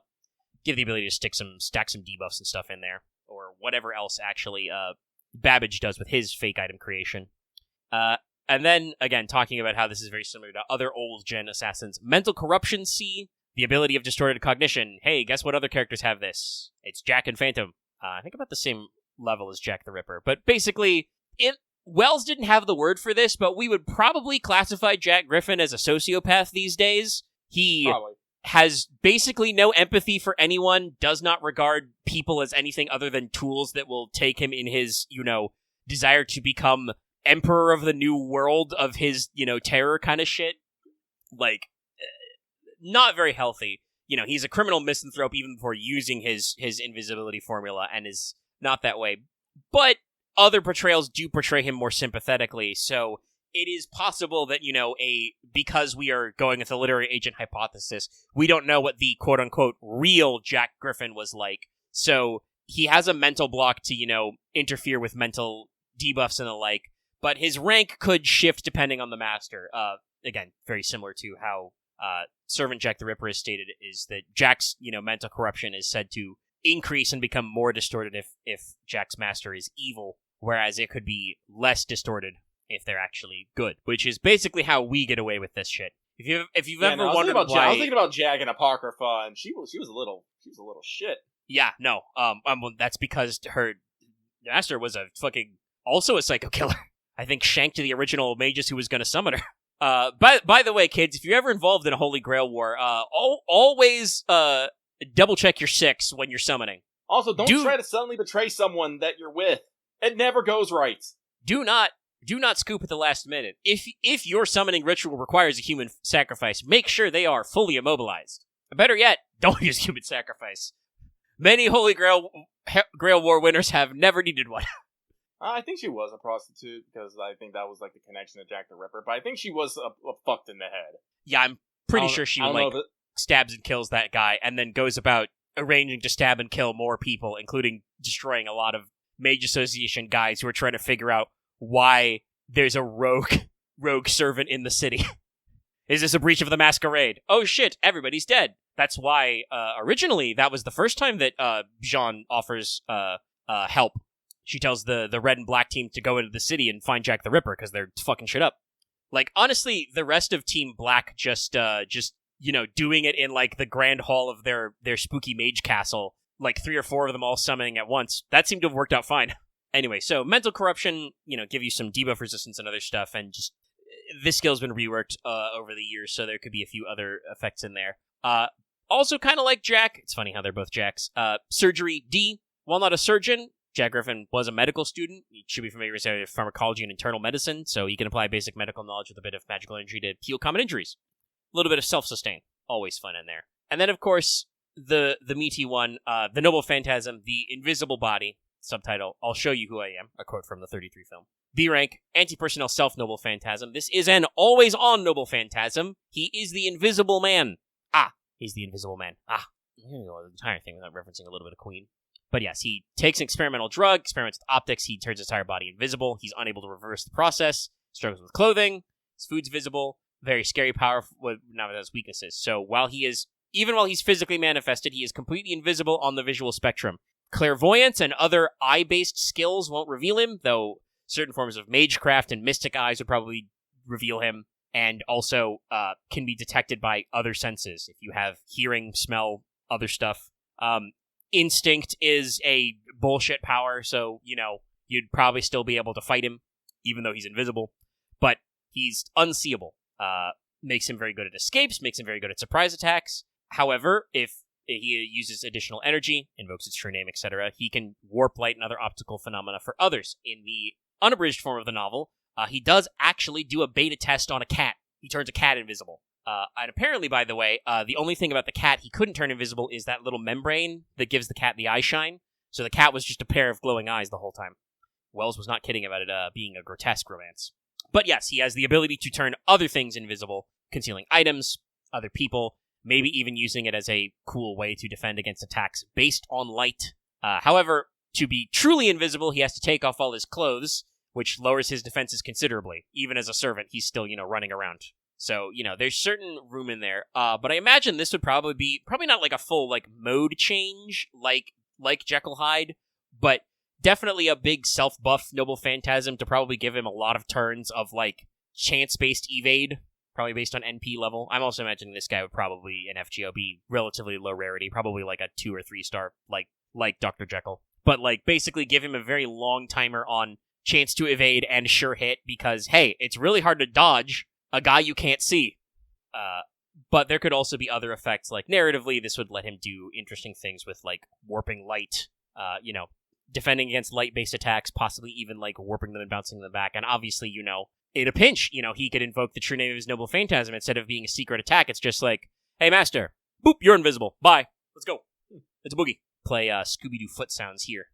But obviously, it is possibly unstable, it has its risks, and, again, depending on the version, being invisible seems to make him more insane. There was actually a Sci-Fi Channel TV series in the 2000s where a guy gets a special gland that excretes invisible drugs into his body, and apparently, if he doesn't get his meds regularly, he gets Quicksilver madness. That's a time. Yeah, different levels of goes crazy. So, the idea of the more invisible he is, the crazier you get is not unknown. But, a power that I think is correctly much more interesting in a narrative context than in a game context. But you could do a little with the kind of stealth mode stuff. Like I said, give him either a large number of hits of evasion, or give him a chance to evade buff that lasts a long time as just kind of a passive. Sure hit, obviously. You could even extend this to the whole party. Like I said, technically he can make other things invisible, so you could give your whole party a big evade. For visual style, obviously, you've got a few variations. No matter what, he's got to have the sunglasses, the bandaged face, but you could do, overcoat, no overcoat, hat, no hat kind of a thing. Like I said, you can swap the pipe to an axe. You can dapper it up at higher levels. If you want to get really modern, you could basically do, Joshua Graham the Burned Man cosplay, give him a modern police vest, kind of like how some of our guys like Sugitani and William Tell get some extra tactical gear, which depending on the context kind of makes no sense, but also makes perfect sense, because it's as you refine the spirit origin, it's just how can we make William Tell better at his job? What if he had modern tactical gear? Plate carriers and cargo harnesses and cami nets are real handy, chat. You could go for a sci-fi suit at the highest level. I know that a lot of the FGO artists have some good sci-fi designs in their back pocket, so you could do some stuff with that. But yeah, that's Jack Griffin. And like I said, I already have the poll for this month up on Patreon. Support us, check it out, and it will run most of the month. And the plan then will be to, schedule willing, run up the next one in probably the first week of December. I did go back in the tank, actually, and add a couple names to my list, and I did say this in the poll. I was a little sad that I thought of some additional spooky ideas when it was not the spooky season, but we'll live. I think right now, famous widow Sarah Winchester is winning, wife of the designer of the Winchester rifle, and also a woman who owned, allegedly, the most haunted house in America, the famous Winchester House, if you've ever heard of it. But that is Fanservant Friday, and that is our Free Talkius. That means let's talk about whatever. What's up? Also, yes, actually, the chat is saying, yes, I believe the Winchester House is not actually that haunted, but, servants. Well, we have a few different things we can talk about. Where we want to go first? I don't know. Take your pick. I do know you are probably going to talk about Final Fantasy Tactics at length, and unfortunately, my knowledge will be based off, the PS1 version, so I will not be extremely helpful in that regard. Especially since I played it a long time ago. I don't think I have a lot of memories of playing the OG. Honestly, time is probably going to be the bigger factor there. But let's use it as jumping off point. Let's talk about Final Fantasy Tactics. I bought Ivalice Chronicles. I'm playing it. It's literally open right now. I'm sitting on the map. And I have been playing it over the week. And honestly, like I said, it's probably going to be more the time thing than the other thing that gets in there. Because while the Enhanced Edition does, rebalance things, makes a lot of quality of life tweaks and stuff, fundamentally, the game design isn't really changed from the original FFT. Mm-hmm. It's still following the tropes you would expect at the time, from the original. And you may ask, what do I mean by that? Well, for example, certain jobs, Archer, Dragoon, they're kind of simple. They have no special moves besides aiming and jumping. All their abilities you can buy are just aim better or jump better. Very straightforward. Me coming from, having played only a little of the PlayStation 1 version of Tactics. Never got around to War of the Lions. Though that does have several ports. I think you can play it on, mobile, for instance. But I have it on my tablet. Tactics Advanced line. Yeah. I played the Tactics Advanced line. Those, rebalance the jobs a lot to be a lot more involved. If you're an Archer or a Dragoon, you have several additional moves. These, some jobs are more straightforward than others, but it is still fundamentally Final Fantasy Tactics. I have to say, obviously they did take a new crack at localizing the script. Again, even they said, because the quote-unquote unenhanced version the script is still based on the War of the Lions translation, because Final Fantasy Tactics is one of those PS1 games that has I don't know if I want to say infamously, but it has a well-known dodgy translation. Quite a lot of proper nouns are mangled in the game, and there may be some finer points that were missed out or cut for space because, hey, guess what? It was the PS1 era. That means it was done by, 4 dudes in a closet with a spreadsheet kind of thing. Who didn't have spell checkers, I think. I don't actually know, when do they first let you do control spell check in a Word doc? It's newer than you might think. That is a good question. Now that I think about it. Yeah, I don't actually know off the top of my head, but I know, like I said, it's a little newer than you think, being able to properly spell check things. I don't know if the kind of PCs they were using in the 90s would have had access to it. And again, that doesn't help you with, translating proper nouns and shit. So even the unenhanced version is still roughly based on War of the Lions, but the enhanced version, they did a second pass on the script, and it is all now voice acted.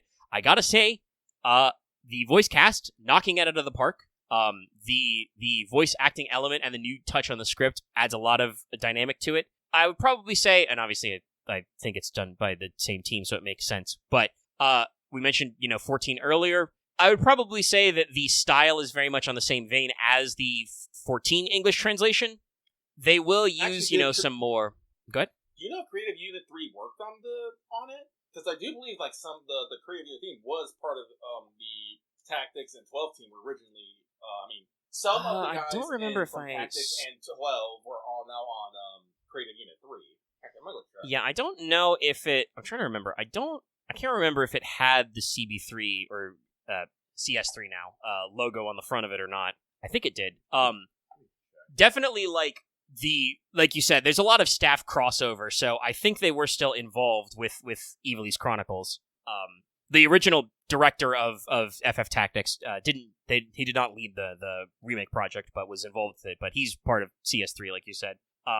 But it's very much in the 14 style, so it does use that kind of more flowery, more Shakespearean style dialogue, but still, very cutting. lots of knaves, lots of gutters, several wenches sort of a thing. Like, they get their point across without using, like, modern slang. And like I said, the actors add a lot to it. I barely remembered, like, the high-level plot pitch of Tactics. Rems is involved, obviously, because that's all recapped in the 14 Raid series. He has a childhood friend, Delita. I did not remember Argath as a character at all. God, that guy sucks. Okay, he so sucks so double checking it. Go. I don't know if they're directly building Creative Unit 3, but they did like pull in some of the original, like Kazutoyo Mahiro usually works as the main scenario writer for 14, and he returned to direct the Ivalice Chronicles remake. And I believe they also got the original writer. Yeah, so, like I said, I'm not sure exactly what unit produced the game itself, but some of the 14 team was involved in its production, and 14 is usually considered to be part of the kind of, like, legacy of Tactics, Vagrant Story, 12, etc. So you see a lot of recurring nouns. Here, let me just tab over to, yes, the magic city of Garaland, home to the Royal Academy for Magical Arts, famous for producing Elidibus, mage hero of the 50 Years' War. Many such cases. Okay, Matsuno, who was the writer for it, did they probably actually do Matsuno? Sorry, I'm doing research right now, and it's gonna. Please finish what you're saying. No, it's important. Keep reading, but we'll keep checking in. But yeah, so like I said, the added level of the voice acting adds to things is very strong. Like I said, I barely remember that, like, Argath existed. He's a guy you rescue early in the game, and he's just like, "Oh, Rems, I'm so glad that you've saved me. I work for the Marquis de Limberry. I used to be a noble like you, but then during the war, my grandfather was a traitor, and he got stabbed in the back, and now I'm disgraced. But trust me, I'm just like you." And then, spoilers, I guess, but this is not even before the end of the first chapter, but when, he inevitably betrays you and he dies, he's like, Delita, you gutter churl, men born outside walls are not the same as you and I, Rabza. And I'm just like, oh my god, dude, shut the fuck up. Get out of my sight. But, like, I don't know who I should actually double check, because it's a pretty short role, all things considered, but, the actor is killing it. So, like, the script is very well written, and I know that there were, like, posts about this on social media talking about the script and the story, and, like, oh, hey, are you, like, changing anything or anything? And it was basically stated that, no, we're not really changing anything. Most of the themes of Final Fantasy Tactics are still relevant today. Guess what, chat? They are. Because FFT is all about class warfare. Well, it's about other things, but the early chapters are very much about just, like, classism, kind of like the essentialism of class and divine right of kings and stuff like that, and how, the upper crust, turn the wheel that is, grinds up the lower classes and stuff like that. A lot of people, die for no reason. There's a lot of grumbling about, the war. Also, by the way, if you didn't know, the preamble plot is that Ivalice has just come out of a 50 years war with their neighbor that they have technically lost. They've had to, sign over huge swaths of territory.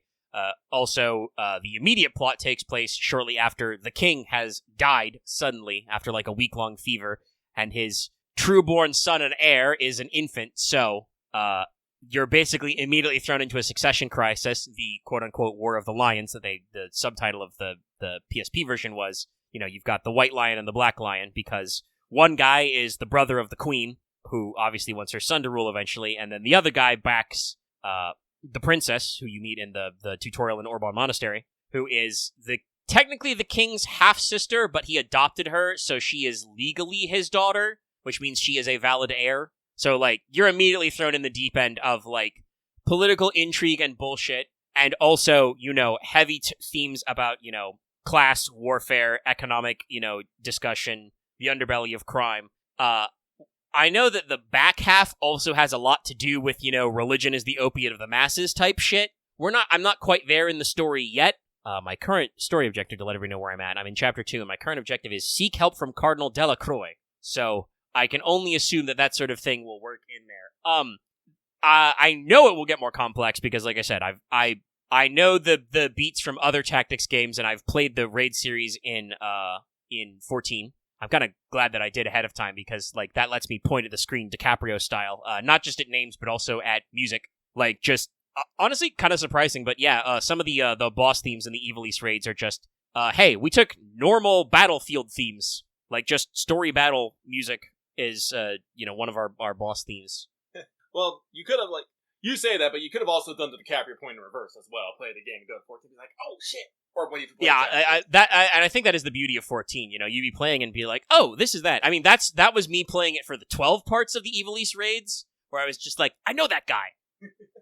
They play the Esper battle theme for a couple of, or play the original 12, boss theme. So now I'm catching it, on both ends. But the at least in the opening chapters of the game, I'm pretty sure Math Boss is a reference in here. I've already met, I've met Mustadio, the machinist. He has a gun, as you would expect, and he's already talking about how the machinists are like, there's an ancient city neath the clockwork city of Gog. Our ancestors had airships and shit, Ramza. Anyway, I'm wanted by the fucking mafia.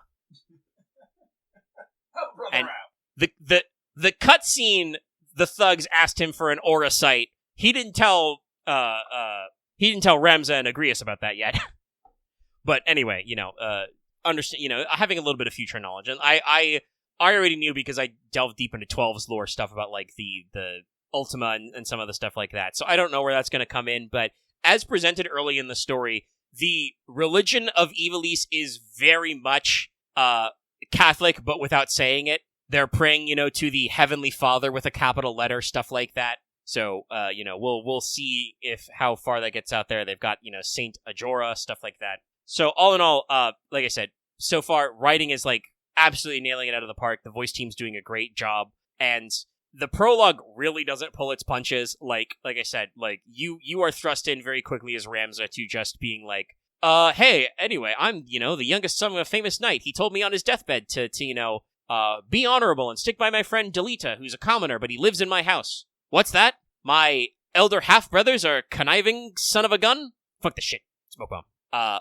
No, I actually like it. Like, Ramza is everybody chides Ramza for being, like, naive because he's just like, no, put away thy sword. We can talk this out. And they're just like, yeah, and if we talk it out, what's gonna happen, bud? And, like, they're not wrong, but I at least appreciate that Ramza is, like, always willing to try and find a better way. And he does put his money where his mouth is. The moment he's like, my brothers are dirty schemers who arranged to have the sister of my childhood friend, kidnapped and killed in inciting incidents. I'm not gonna hang with them no more. Yeah. I'm going full no contact, baby. What's that? My mentor in the Cell Swords has been paid to capture or kill the princess and silence everybody who saw it? No. Nah. You can't pay me enough money.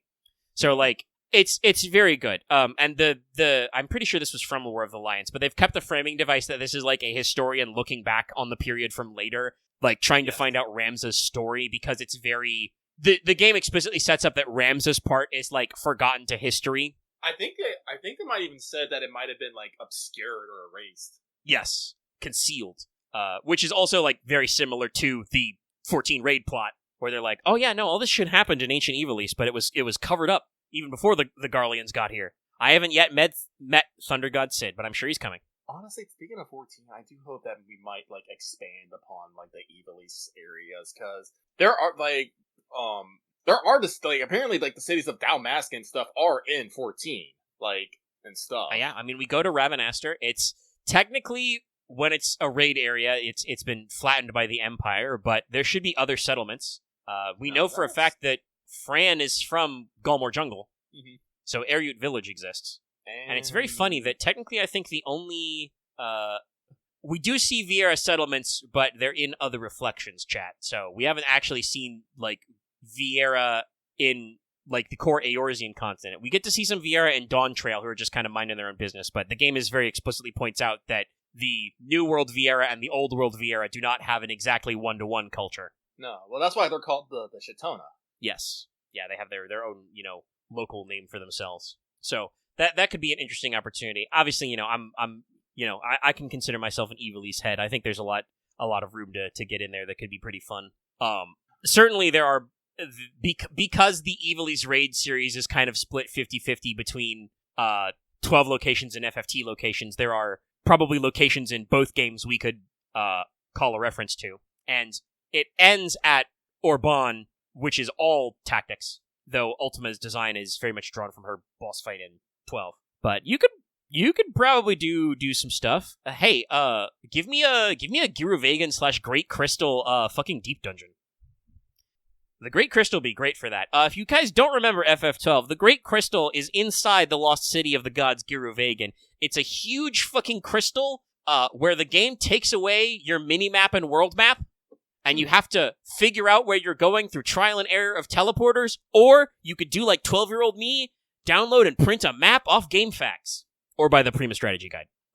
Honestly, aesthetically-wise, the Great Crystal is very similar to certain of the deeper layers of Coils of Bahamut, just with less mad science. Anyway, yeah, I would love to revisit Ivalice, and I think I've mentioned this before, but I would probably take notes from the Ivalice era games if I was to run a proper, 14 tabletop RPG campaign. Could set you up on the floating islands of Bujerba, go to locations that I can easily steal maps for. Anyway, so plot-wise, we're still pretty early, I'm literally in Chapter 2, because the game has a calendar that counts on, you traverse a day every time you walk.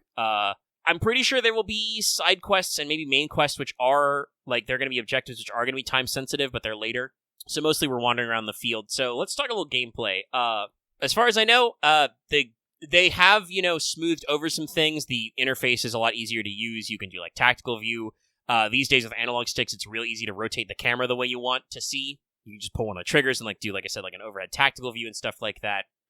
But this kept all of the old-school, jank and almost Nintendo hard quality of this game. Spells still have casting time. You have to wait a few actions in the turn order before your spell is cast, which means that if you aim at a unit and they decide to run into your party, you will blow up your own teammates. I made this comment on the 14 stream this week. I was talking about it. Enemies will suicide bomb you with your own Fyra. You can aim at tiles, but if enemies walk out of the tile, you fucking whiff. Whoops. And it still has, like I said, some of the old school, brutal moves, hey, you're gonna fight a lot of enemies who are the night job, which means they have the ability to rend your equipment. They will do that shit to you, and they will destroy your shit. It's bad. They'll break your shit in the middle of the fight. That's why re-equip is a fucking skill you can learn. You can learn the skill to put new equipment in the middle of the fight.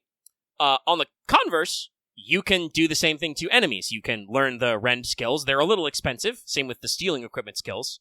They use a decent amount of JP, but you can learn those too, and that can absolutely be a strat to just be got an enemy who's really annoying with shield parries. It's seems like somewhere in the 50 of 50-ish shot, by default. Probably gets better if you have higher stats and stat boosting items. You can be no shield for you, stuff like that. So it has, like I said, a lot of that older school difficulty shenanigans.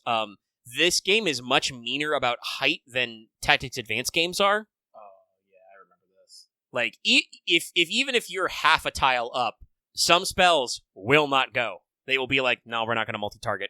It is also interesting that I feel like almost every spell is a cross shape except summons, which are bigger cross. In advance, they will sometimes some spells really are single target, or you can get the Fyra and Firaga can be bigger too, for instance. So they play around with the range a little bit less, but that's also handy because hey, Geomancy is very free once you actually buy all the abilities, so you can use them on all tiles. That's a free, 5 square area. And it's got, all the classic hallmarks. If you don't know how tactics works, you have one set of active abilities, which are always equipped based on the job you currently are. Jobs also have passive abilities. You have a second active ability slot, which can basically be any single one job's active abilities you have learned elsewhere. So you get to do a lot of fun mixing and matching with jobs. Your ability to gain jobs is based on your various levels of jobs. I bought a physical copy, so it came with a little poster chart, which actually lists all the jobs and has the fucking job diagram in it, so you can see what jobs unlock what and at what level. You start with the two basics, Squire and Chemist, and Chemist kind of takes you down the magic route. Squire takes you down the physical route, though for some reason Geomancer is in the physical side, I guess because they get heavy weapons. But, you level up jobs. That gives you JP, which lets you buy skills. You can equip also a reaction ability, so that can be things like parrying, counterattacking, Archer's Bane to make it so bows and crossbows hit you way less. There are support abilities, which are just kind of passive abilities you have all the time. This is where you can get shit like the ability to equip weapons on any job. Re-equip is a passive ability.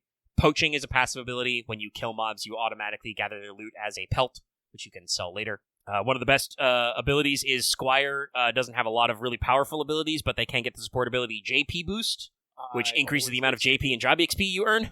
I always get JP Boost. Always. It's very always, important. Always. Because, chat, like I said, they may have quality of life this, and they, changed the way random encounters work. There are no longer, mobs randomly wandering around the map. It's just that when you pass an, empty field space, you have a chance to get a random battle.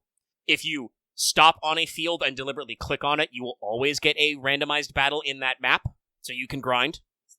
Which is important, because some of these job abilities have really fucking high requirements. Like I said, Knight abilities, you want to rend anything, that's 300 or 400 job points. Some of these are, really expensive. Black Mage has basically all the black magic spells you'd expect, including Jaw spells. We go all the way to 4. Those are fucking 900 a pop. You want to learn Blizzaja? 900. You want to learn Flare? That's 1,000. So, you will be job grinding, but you get to do some very fun mixing and matching stuff that I really like. I'm in an interesting stage where I haven't unlocked every job yet, especially because I think it's Bard is the one that requires everything at, level 5. There's one, Omni job going on, but there's a couple I haven't unlocked fully yet. But I'm at a stage where, you got to be careful about switching to new jobs you unlock because you have to progress the story to get more items. I have a couple of guys who have qualified for Samurai. I haven't unlocked katanas yet in shops, so I cannot give them a weapon. If you are a samurai, you can only wield a katana. So, you do have incentive to progress the story. I've done a lot more bumming around, trying to grind out jobs and, figure out unlock conditions because, you got a few guys in the party. You want to switch up. You want to get some variety. You want to unlock some fun things. It seems like enemies generally scale with your level, but enemies also have different types or classes. So even if their level is raised, early game enemies are still really simple. Yeah. So they don't their HP amounts and their abilities don't increase dramatically. Just they do get some HP and damage increases to keep up with some of your levels. Well, it's helpful because, the amount of experience and JP you get is based on your level difference, so you kind of want to be grinding in the area that, gives you the good stuff. You don't want to, hit a dude and only get one defeat a dude and only get one job point for it. That hurts. Yeah. But you also got to be careful because you go to some later game areas that are currently scaled to your level still. They can be a little nasty. I will say something that I think is an improvement for the enhanced version. Anytime you're not dead, because permadeath is still in this game. If a unit goes down and I think it's technically 4 because they've got 3 hearts and then it has to be when they have no hearts left. If those maneuver turns past, they are dead forever. They turn into a crystal. You do get to salvage some experience and abilities that way, but they can permanently die. However, anytime you can access the start menu, you can just quit to world map. You can freely retry a battle, both from formation and just retry with the same formation, and you can quit, even story missions. You lose any EXP and anything else you've gained during the fight, but you can just be oh shit, I don't want to be here yet. Get me out of here. So, there are quality of lives to make it easier for you to tackle the gameplay. The core gameplay is still kind of that tactics, slightly unfair feel. Some people may have seen this tweet, some people have not, but I had an interesting revelation. Basic-ass chocobos can cast Choco Cure forever. Yes. It does not cost MP, so they can just do that forever. I have had to chase some of those feathery fuckers down.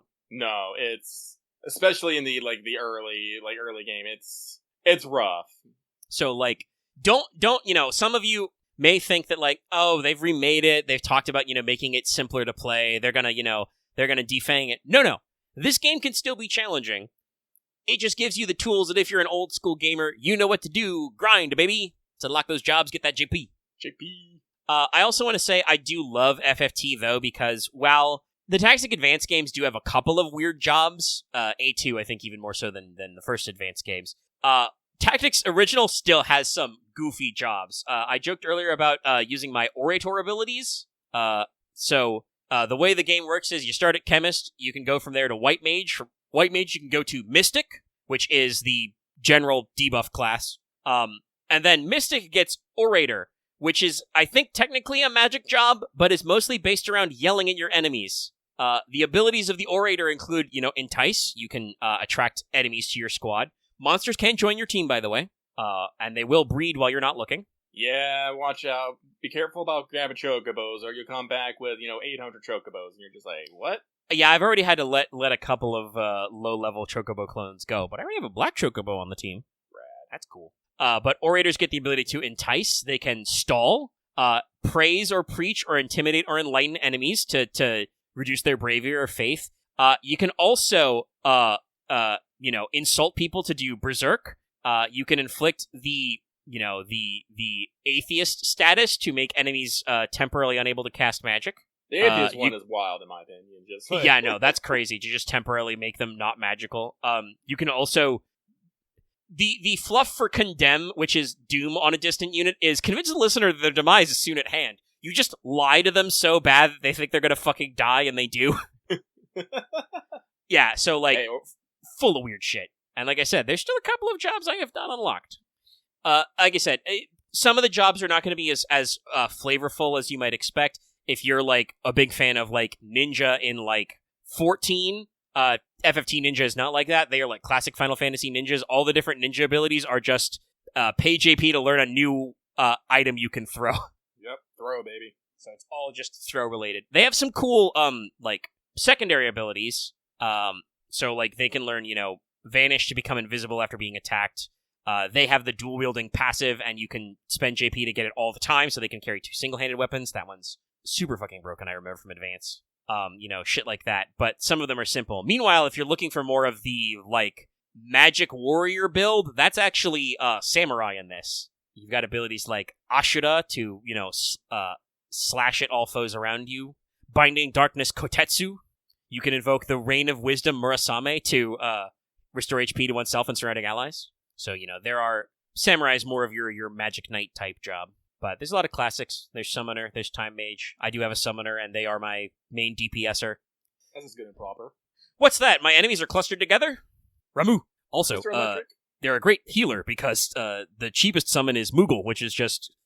I think it's just the same as Cure 1, but it's in a summon template, so it's, 1 square out more. That's pretty handy.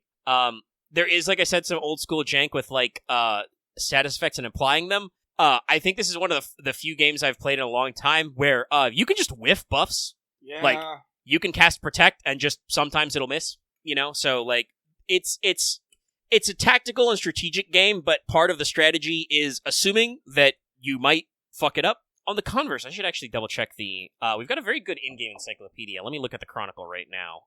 But I don't actually know what the fuck blindness does. Let's see, is that... Stratagems for battle? Yes, status effects. Blah, blah, blah. Because I haven't noticed my, like, accuracy go down. Okay, so unit suffers reduced vision, making a physical attack more likely to be evaded. So your accuracy doesn't go down, your opponent's evade chance goes up. Interesting. Means that if you have an ability like concentration, which makes it so your opponent's evasion is negated, it doesn't matter. That's funny. But yeah, you can reflect, you can float, because like I said, there's a whole terrain thing, and different jobs have the jump stat. There's raise, there's re-raise. You can be berserked, you can be confused. Boy, howdy, can you be confused? I had a very fun time where I was fighting a random battle where I fought some what are they called? Pisceo demons? They not mind flayers? Anyway, there were like 6 of them, and they had no like normal ranged attacks, so they all just kept casting Mind Blast, which just does random mental debuffs. So the whole team got berserked or confused for a little bit. That sounds like a fun time. Shit, game. Chicken is a separate status effect in this game from Toad. The development team was on some crack. The 90s we know about from Square as they were truly the era of just like throw shit at the wall and see if it sticks. Run everything like it's our last try. Reminds me of a story, right? This is more about 7 than Tactics, but I assume would have been true for the Tactics remake as well, because I believe they did say that, yeah, we didn't have that fucking source code. We rebuilt this shit from the ground up. Oh yeah, no, they talked about that data preservation in the 90s was nothing like it was today. To be fair, it's a lot hard. It was a lot harder back then. We did not have as much space, and fucking no, backing storage up medium things I think was way more expensive. That is like something that people I think take for granted these days. That is genuinely a huge technological advancement. The size and amount of storage you can get these days is crazy. Like you can get like several hundred gigs. You might even be able to get a terabyte. Well, probably not a terabyte in the size of your thumb, but you can get some bigger SD cards that are like multiple hundreds of gigs these days. No, you can get like a Tera SSD, like the size of, well, not maybe not the thickness, but the length and length of a credit card. Yeah, you can get literally, I think they call them passport drives because they're about the size of a folded passport, and you can get those in at least up to a couple TBs now. So it's a lot easier with like universal storage. But this is a thing that came up from the latest round of interviews about the FF7 remake, where like somebody asked the current project director, like, hey, do you guys have any design documents left over from the 90s? And he, to paraphrase, was basically like, haha, no. But luckily, all the guys who were in charge back then still work at Square, so I can just, go down the hall and ask them. But yeah, no, like, it's one of those things where, like, if they had documentation, they did not preserve it because that's just not what we were doing at the time. It wasn't, easy breezy, beautiful cover girl. It was, harder, and they were expensive, so they just overwrote stuff they didn't need anymore. So, it's a little more like than you think, but yeah, so FFT has a lot of fun stuff going on there. But all in all, I'm having a great time. Like I said, the story when we're doing it is pretty good. There are still a little bit of make work because they like to like make it so you have mandatory story battles like every leg of the journey to the next area. But there's at least a couple of different subplots they can go on. You can unlock errands for like dispatch missions basically for extra EXP. And I succeeded in one of those to actually get a collectible. I've got a little thing that's in my inventory, a statuette of Lilith it's called, and there's a little spooky statue in here. Ooh. It is art. Oh, they spelled artifact with an E. Damn. That's the British. That's the British way.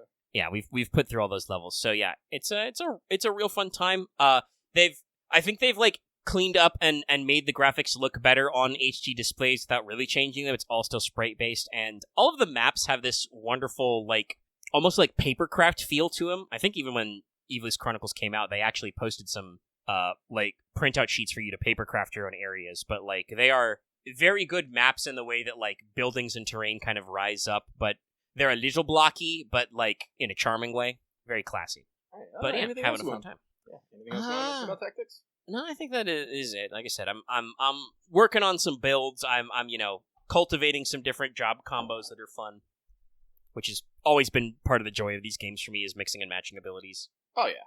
So we'll keep on unlocking, we'll keep on leveling, and hopefully we'll huck a few more flares at the establishment, and we'll see where it's going when the story gets real. Because again, Tactics is still a Final Fantasy game. It has a very grounded, realistic story, like I said, about class divides and systems of authority. But also, I know this shit's gonna get freaky. You're gonna have to fight God at some point. It's not a Final Fantasy game otherwise. Yeah, but we can scratch Tactics off the list. Ooh. For now. I'll probably have more thoughts as we get deeper in the plot, but we're having a good time. Alright, so what's next then? Well, I think we can talk a little bit about Rogue Trader. Cool. Which can be... Wait, which one? Which can be a multi-pronged topic. Honestly, we probably don't have to say much about the CRPG on the podcast. We're still streaming it, it's true. in case you didn't catch that earlier. So if you want to know how we feel about there, you can watch the streams, get a pretty good idea. Last stream, we did a companion side quest for basically the entire time because we had to go on a twisty turn little riddle journey, which was very gross. There was a lot of wet squelching involved. Yeah, it was, but I enjoyed it. Getting down in the bowels of the ship, influencing things, seeing, see how, the lesser folk live. Yes, it was a very, very good way to I honestly, I bet the writers intended it this way. It was a very good way to actually give you an excuse to show you what the lower decks are like, while also being like, and check out my Riddles 3. But like I said, that did actually take the whole time. I wasn't expecting it to take the whole time. It did, but like I said, it wasn't boring. No. So... Which means we'll get to Footfall next stream. It's true. Like I said, we had the vote to see what people want to do, and people seem to be fine with playing, vanilla, rogue vanilla man trader. I'm not afraid to admit, I was hoping in my heart of hearts people would have been all like, yeah, no, just restart it and, maybe like fast forward through stuff. So we could probably have done some, unique builds and not be following a guide, but maybe, I don't know, like, this is the thing that I'm wondering about. I'm wondering why people are watching the stream. That's the thing that's on me right now. It's like, is it the CRPG element? Is it the 40K element?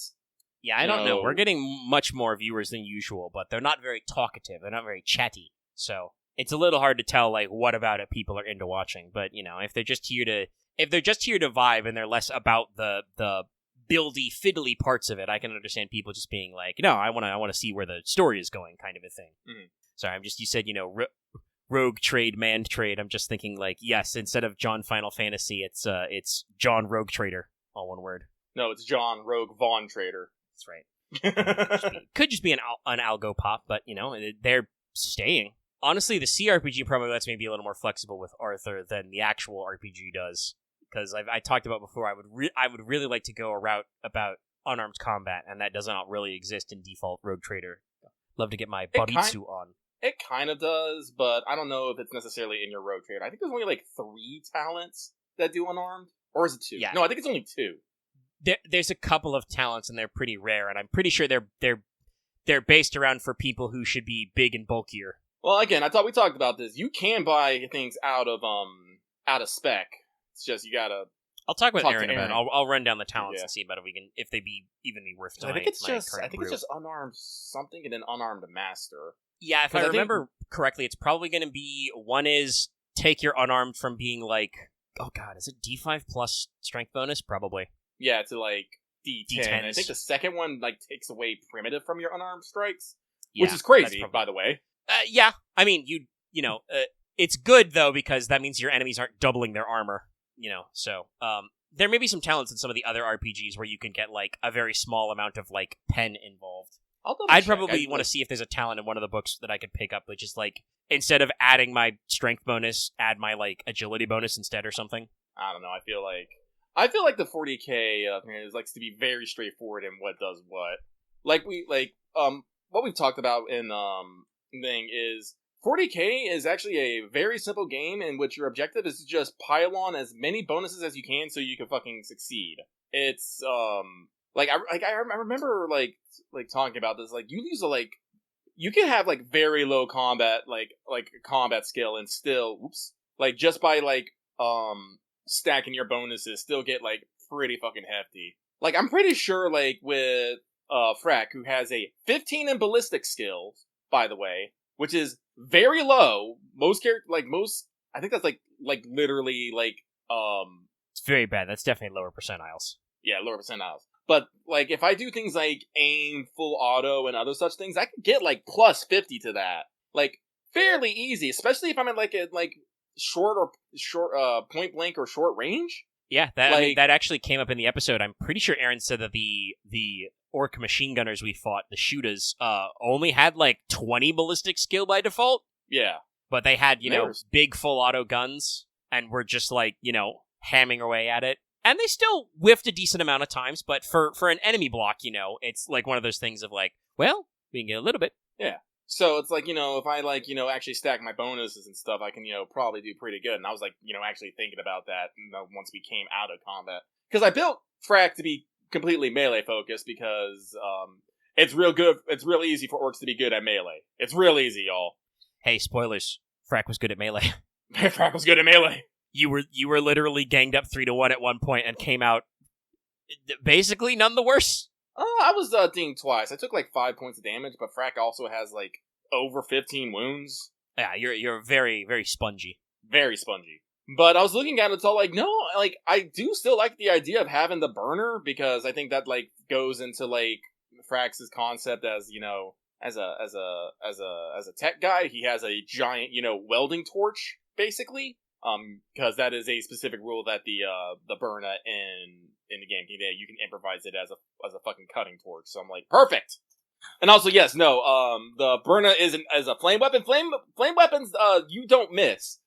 Enemies must dodge. So, Which I think is a out of many, many RPGs which you tried many ways to crack this egg, that's a pretty good way to handle it, is just no, you don't flame. If you're inside the cone, you do not miss with a flamethrower. It's does the other guy get out of the way? yeah. I do. I don't know. I think they might. I don't know. Actually, I have to double check if they have to use the reaction. If they don't get to use the reaction, that's nasty. Because I do know, I think it's automatic because it's it's a special. It's not a dodge reaction. It is a special agility test. Yes, it's an agility test specifically. That's what it is. It's not a dodge test. It's an agility test. Which I think is on the plus side means that if they have dodge plus 30, they don't get those bonuses too. Yeah. Unless they probably spend a reaction. But yeah, the way the flame weapons work is they prompt an agility test, much like the way that, like, trying to shoot someone full of poison requires them to make a toughness test. Fun fact, you can get fucking Toxin Lace Promethium. It's wild! That's The something ammo about in this game is absolutely unhinged. It really is. Like, my plasma pistol performed perfectly last session. Basically, as I drew it up, didn't even overheat and have to, throw it into the bog or die. But something that I did not want to bring up because I did not want to think about it. I only have 10 shots in that thing, and spare ammo is not free. Like, those have, like, rarities involved, so I would have to, like, make sure to stock up on extra plasma flasks, which are not on my character sheet. So I will probably have to get a bolt pistol at some point. Do we actually have to keep track of ammo?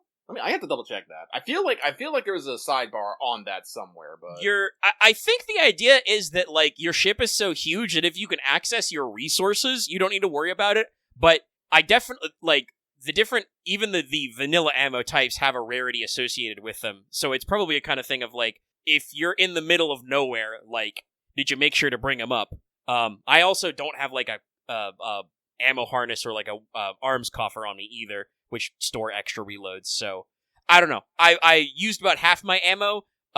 One, it still takes me 3 full actions to reload even if I had spare ammo, and I wasn't sure if I did, so I think I will want to get a bolt pistol and, like, put funny bolt shells in it. But the plasma pistol should be a pretty good vanilla problem solver. Again, until I roll a 91 plus and it overheats. Then I might die. Well, you can always get an upgrade with the Calamity events. I think that actually helps with the venting. Unless you fuck it up, then you just get plasma to the face. It's just like playing Darktide. But no, like honestly, like I know like acquisition tests and all thing are supposed to be a thing, and there are things I want for frag. I am still going to complain about the gear list, though. Hello, I am lucky. I love loot. I love gear. I love stuff. While there is a lot of stuff in Rogue Trader, a lot of it is drugs, ammo, 800 fucking weapons and guns. Like, actual, like, and armor. They're fairly robust with the armor, I will say. I mean, I will say, I know why this is. Do you know why this is, Lucky? No, I do not know why this is. Tell me. War game. So when you're picking units for a war game, grenades, special ammo, extra armor, and different weird weapons is, like, pretty common selection. There are a few, like, utility items. Also, my plasma pistol's only normal quality because it's a plasma pistol. It does not have reliable. I overheat on a 91 or higher all the time. But no, like, so, stuff like the Auspex and some of the medkit stuff, unfortunately, the drugs are also, I think I've mentioned before, like, probably purchasable upgrades and, like, have a lot to do with the flavor from other games like Necromunda and the like. Second, one of the dogs is howling. Yeah, so there's like to Lucky's point, I think that he is correct that they are lacking utility. There is a decent spread of items which seem to have the only purpose as to just give you bonuses on tests, but they are usually situational ones, which may or may not have been mentioned as, like, fluff pieces, between areas. So they're not quite the same. Back. And this is one of those things that, like, you were talking about, like, we have the, the arms coffer. I'm all like, cool, you have to carry a giant-ass briefcase for stuff. You don't just get, like, a harness. The only thing stated to carry things in-game is a backpack. Yeah, I will say I'm pretty sure some of that is also, they, probably a little to their detriment, split up a lot of various things, like, for the different game lines. Like, it's Rogue Trader, right? You have this whole thing about, like, profit factor. We literally don't have to track our, like, individual thrones, throne gelt money and stuff. Which, like, if you were playing Dark Heresy, you're supposed to. You only make so much money from your inquisitorial day job. Like, I think there is, like, a requisition system, but it's very limited compared to, like, rolling profit factor type shit. So you are, like, I feel like the game is designed with the idea that, like, somewhat correctly, that as, like, say, the Rogue Trader, I should be able to, like, snap my fingers, get on my micro bead, and, like, be like, yes, get one of my 12,000 shuttles to deliver me, 40 cc's of bullets. Stat. But there are definitely, like, they still have the carry capacity rules and shit like that. I should double check Only War. I think there is at least, like, a might be like an ammo harness or an ammo bag in that, which would be Something. not like the arms coffer is cool. It's like store 2 basic weapons or 4 pistol weapons and I did various think I found combinations of reloads. They're also I do mix and think matchable, so you could do 1 basic, 2 pistols, kind of a thing. Like, it's cool, but it is also, like you said, a big-ass box for your guns. I do think I found like a giant like Google spreadsheet of like all like the Warhammer tabletop gear items and stuff. I'll see if I can dig it up again because I was looking for more orky stuff. That's to another do, one that's, like, oddball, is kind of the, like, how should we say, the game line is not fully written like orcs are supposed to be, like, properly playable. Like, they have full careers, they have a decent selection of gear, but also there's a shitload of orc NPCs and enemies and stuff who, this is a conversation I think we had on Monday on stream. Like, they're not balanced like player characters because they're extras, They're one orc player character has the same value as any other given player character, whereas, we need to be able to be like, and there's a squad of 8 orcs, you have to kill all of them. Johnny Five Guys, sort of a thing. No, so like it's one of those things. I'm probably going to be talking about Aaron. It's like, Aaron, I would like to make a thing that does like this, but it's orky. And given see the orc where, ability we go to from- be Cludrifying and stuff, I'm sure that some replicas would be there. like, And certainly if we're absolutely. going more episodic, Aaron can be like, let me get back to you on that after some time in the tank. Could be fun. But like I said, we had our first warp travel. It did not go completely to plan, but we didn't get a fucking warp incursion. We are not lost in time and space. We just had to take a detour. So all in all, I'm gonna call that, mission accomplished. What's the fucking Hulk meme? I see this as an absolute win. Yes. We only broke the void shields. Also, Axe, you don't blame yourself. You fucked up the destination. Like, I think, if we'd rolled perfectly, Aaron would have let us go where we were going, but he obviously had it in his back pocket to redirect us to the other plot location. Like, No, like, it's not a railroad, because, like I said, I bet if you had, like, rolled perfectly on all the tests, we would have still made it where we were going, easy peasy. But, Mhm. like I said, the failure state was a lot less bad than it could have been. I have listened to several Rogue Trader campaigns, and depending on how far you're going to, like, between, big plot locations, some of which I think were in pre-made modules, warp travel can be fucking scary. Like, I have seen several groups, like, at risk of the TPK because their fucking ship is going to explode in the warp from just taking so much chip damage, basically. And you're in the warp, so it's not like you can fucking fix it. also, X, the dice hated everyone that night. Oh, So God, many did they. people roll plus 90. It was crazy. It was Like- crazy. Like, there were a couple of standout low rolls. Like, I spent a luck point after an abysmally bad reroll to roll my dodge into, like, a 2, I think. There was another point where, like, Dallas, I think, got, like, a 0-1 on, like, a shot with his sniper rifle, which was just like, oh, hey, it's over. He also did the Dallas thing, and he absolutely rolled some double dog shit rolls, too. Literally rolled a 99 or 100, and we had to double check the No, I think- reliable rules. No, I think this is the first time I've seen a 100 on D1 in like the years we've been using it. It's gnarly. Anyway, listen to the AP's out now, and you can listen to it. No, so again, we'll probably get in on that getting in on that again this Sunday. Like I said, I lucky out of character is all like, why are we going to the Hades Anomaly Zone? It's called the Hades Anomaly Zone. You don't go there for a fucking vacation. I was very upset. I was like so upset that when like Axe botched the roll for our destinations, I'm like, we're going to the Hades Anomaly Zone, aren't we? And Aaron was like, funny, you should say that. I'm like, It's just "Ah!" And then, as we're all wondering what it is, I like that Aaron, I think, on air as the end of the session, just said, maybe the ship just wanted to go home. And I'm just like, son of a bitch, the ship just wanted to go home. That is something I do like about the 40k setting, is just that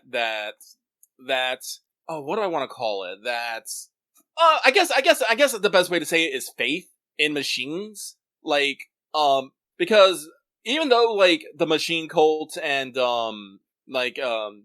like the machine kind of always says, pray to the machine spirits and, do a bunch of stuff, there's nothing actually ever saying that there's actually machine spirits. It's just one of those things that you kind of accept, and like sometimes you just gotta be thinking, you just gotta what is it called? There's an actual term for it. It's not By the way, chat, speaking about FFT, just missed Asuna. Love that for me. Yes, it's animism. That's what it was. The attributes Yes. of a soul to plants and inanimate objects and natural phenomena. And machine spirit is definitely a form of animism. And it is kind of that thing that is, like, ambiguous enough to be like, some of the stuff we understand as, or that the residents of 40K understand as machine spirits is just, like, what we would have thought of as automation or AI type stuff. Like, oh, the machine has baseline automatic functions that we are not privy to, which are said to be the spirits of the machine, because if we say it's artificial intelligence, that's heretical. Neener. But other times, shit's just weird. And also, it can literally be magical, you know. Maybe there is, God forbid, you know, God Emperor forbid, a demon in the machine. Don't fuck with demon engines, they suck. Mm-hmm. But yeah, it was a funny time. And I'm sure that will be, like, on the Lord Captain's to-do list will be, like, probably not call our engine seer up, because I literally had that conversation with him where he was just like, yes, the ship is temperamental. It's old. Mm-hmm. If you want to know more, we know where it's from. It's from the Hades Anomaly Zone. And I was just like, let me pencil that one in later in my to-do list. And now we're just like, well, Seneschal, Lysandra, move that line item up one. We're going to tackle this one right now, I guess. Project confidence. But yeah, it'll be a fun time. We'll be back Sunday. Everybody, like I said, check her out. And we did do our first in-person combat, which, like we be saying, you know, is a case where, like, we did really get into the, you know, the kind of, like, stacking modifiers factor. Like, you know, what can we get away with? You know, aim and single shot? Do we semi-auto burst kind of a thing? We did have kind of the fun thing where I was, like, trying to read the fucking range rules, and I'm like, okay, guys, am I going crazy here, or does the rule suggest that, you know, short range is technically your normal range value 2 times 2? And Aaron read the section, and he's like, no, that's what this book does say. And I'm like, that does feel weird. But it's what the text said. My discovery says if I just do not commit to dodge, I can just get a whole extra another attack. It's very effective. I will say, that's the thing I've always liked about this RPG is the concept both of the reaction and then all the different cool ways you can use it. Oh yeah, no, like, there's, like, a bunch of other things, too. Like, you can get, there's talents to get, like, a second reaction. There's a bunch of things. There's a lot to talents in combat and stuff. It's a lot of interesting stuff, like I said. My biggest gripe is, you know, Lucky being the materialistic whore that he is I want more stuff. Like, I want to be covered in gadgets and doodads and hoo-haws and other such words. I will I mean, I don't know. We'll see how everybody else feels, but I definitely feel like if I ever get around to running, like, we could run a little Only War thing. You could definitely run, like, I forget what it is, but there's, like, a, you know, the Only War career spec has a Tech Priest one for, like, you know, attached Tech Priest. Mm-hmm. We can get you a Tech Priest, you know, for more gadgetry and cybernetics. Maybe we can, because Only War is the Imperial Guard, you know, RPG. The Imperial Guard are very famous for their vehicle garage, for their armor options. So they did a lot of extra shit with the vehicle system in Only War, including remembering several weird one-off tank variants. Huh. I remember one of them was this was like the star vehicle of an actual play I listened to, but there is a variation of I think the normal tank is called a Hellhound, which is like a normal, like, 40k tank, like, single, not like a super heavy like a Lehman Russ, but, you know, a more normal tank chassis, but it has a flamethrower cannon. But their version, instead of the flamethrower, had a chem cannon, which was acid nerve gas gun. It was very bad. But, like, was like a super obscure variant that the FFG guys were just like, yeah, we can put that in. But no, so as always, I'm excited. We'll get in there. Like I said, I'll probably go dig up the gear compendium that I found and share that again. I think I shared it, but I'll go double check. Yeah, I know we did have a spreadsheet, but I can't remember if that was just everything from Rogue Trader or if that was everything from everything. I think it was everything from everything, because I think I remember seeing some, like, Only War stuff in there. Maybe Dark Heresy? I don't remember, though. I don't remember fully, though. But moving on, maybe not so swiftly, but moving on. No, hold on, I gotta add everybody. Oh. It's after 11. It's true. Because resets earlier. Okay, donezo. But yes, the next item on the list is very sudden, come up just today. but we may have found a new thing. A thing Yeah, that is so- literally not out yet. No, it's a playtest right now. So Lucky right now is playing Far Far West, thanks to... Can I call him a gremlin? I'm gonna call him a gremlin. Internet Gremlin Jay, also known as Rupert Raptor, leader of Ignis, a bunch of dudes who like military sims and fucking off in the most ridiculous and unhinged ways known possible. Their exploits are legendary, and we quote them constantly. But today, he released a video on YouTube talking about being a robot spell-slinging cowboy and slaying undead. Welcome to Far Far West. This game is... I clicked on the video, and he described the gameplay as like... So, it's like the mission structure of Deep Rock Galactic, but with the open world levels of Helldivers, but also... You're a warlock cowboy firing spells. And I'm just like, yeah, I think I gotta show this to the guys. Sorry, I'm having a conversation in Nikkei chat real quick. That's fine. Patron chat said, gunplay of Borderlands. I never played Borderlands on mouse and keyboard, so I don't know. It seems like pretty normal gun stuff. It's got the more... Well, can't have the more... ludicrous elements of Borderlands, but it's pretty firmly in this kind of like space western stuff. So it's definitely a space western with robots, and sorry, Lucky's throwing down logic in Nikkei spoilers chat, and it distracted me very hard. Guys, I'm sorry, complete side tangent, Nikkei's 3rd anniversary has come out, and it has destroyed everyone playing it. Literally. Everyone in our Nikkei community, in our Discord, our Nikkei community on Discord, we have all said floor. Many of us have gone to comfort foods, and some of us are crying, some of us are crying but refusing to admit it. It's wild. Sounds like a whale of a time. So I've been playing it. Right now, I'm doing the thing that Lucky usually does when he's playing video games and trying to do a show, is that I am just running around the safe location constantly. I've become very good at parkour in the fucking hub town. Nice. But I wouldn't say Borderlands style combat. I think the gunplay is not overly fine-tuned. I think a lot of people will make the Borderlands comparison because the guns are weird. And Scrappy, no, but I do think, the comparison to Deep Rock Galactic is actually pretty apt. But basically, what happens in the game is you basically get a bounty, you go on the magical maglev train. I don't fucking know how this thing works. It floats. Why are there railroad tracks? Wizard train. Well, there's not actually railroad tracks, but in the maps, there's railroad tracks. I'm very confused.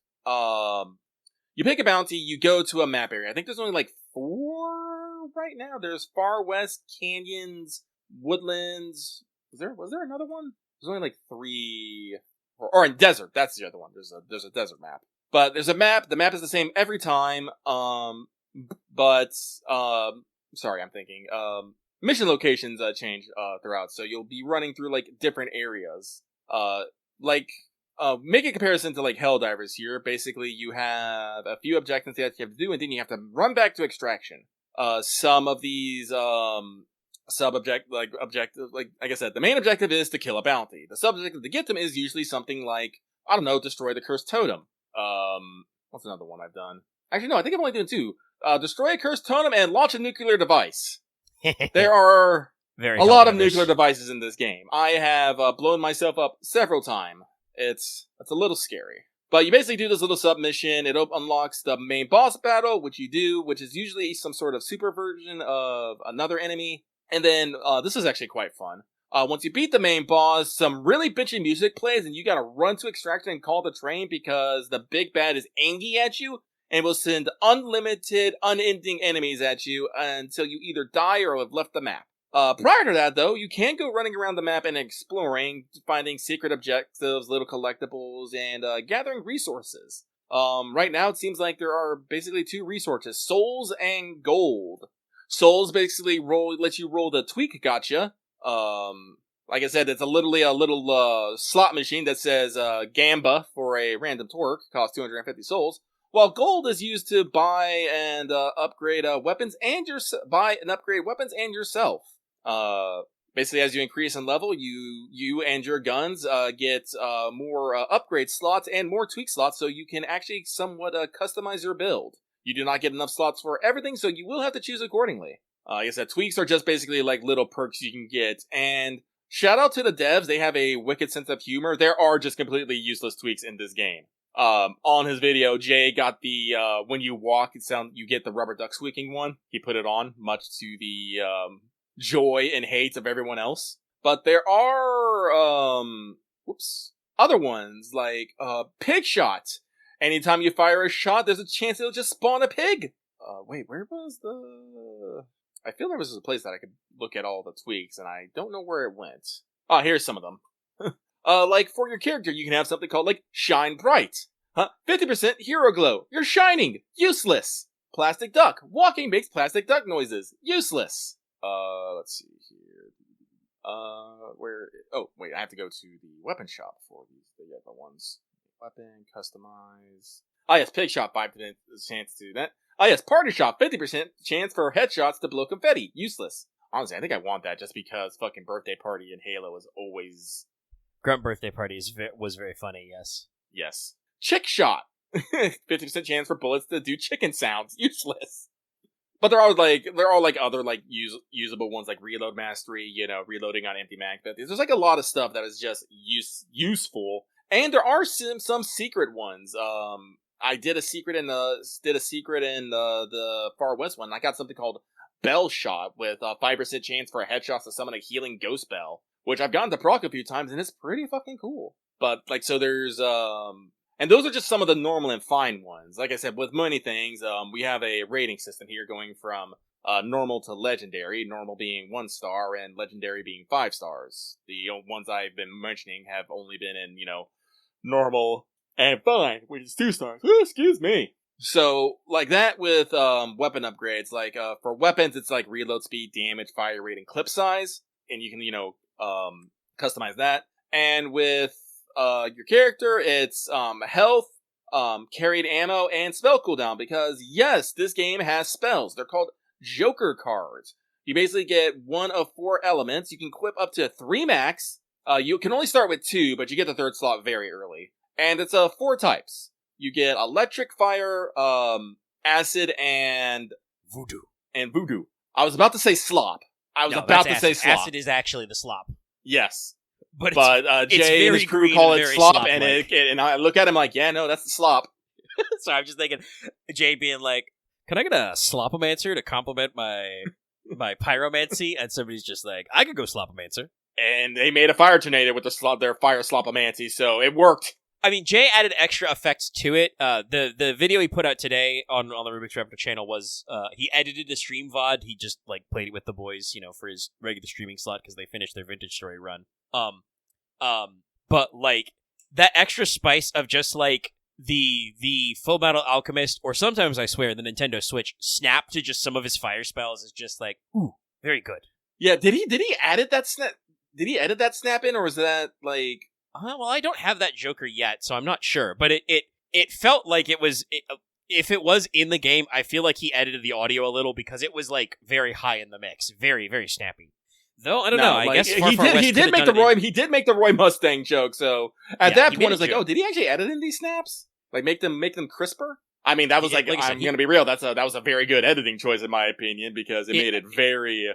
He definitely, like, did some video cuts around some of the snaps, so I wouldn't be surprised, like I said. If it's not, the sound effects not edited in, it sounded like he isolated it and bumped the audio to make it, like, proc better, because they're very well put in to the final video product, and it's just like, I'm just like, I want to do that. I want to shoot fire. No, right now, Lucky, he has been running electric and some voodoo.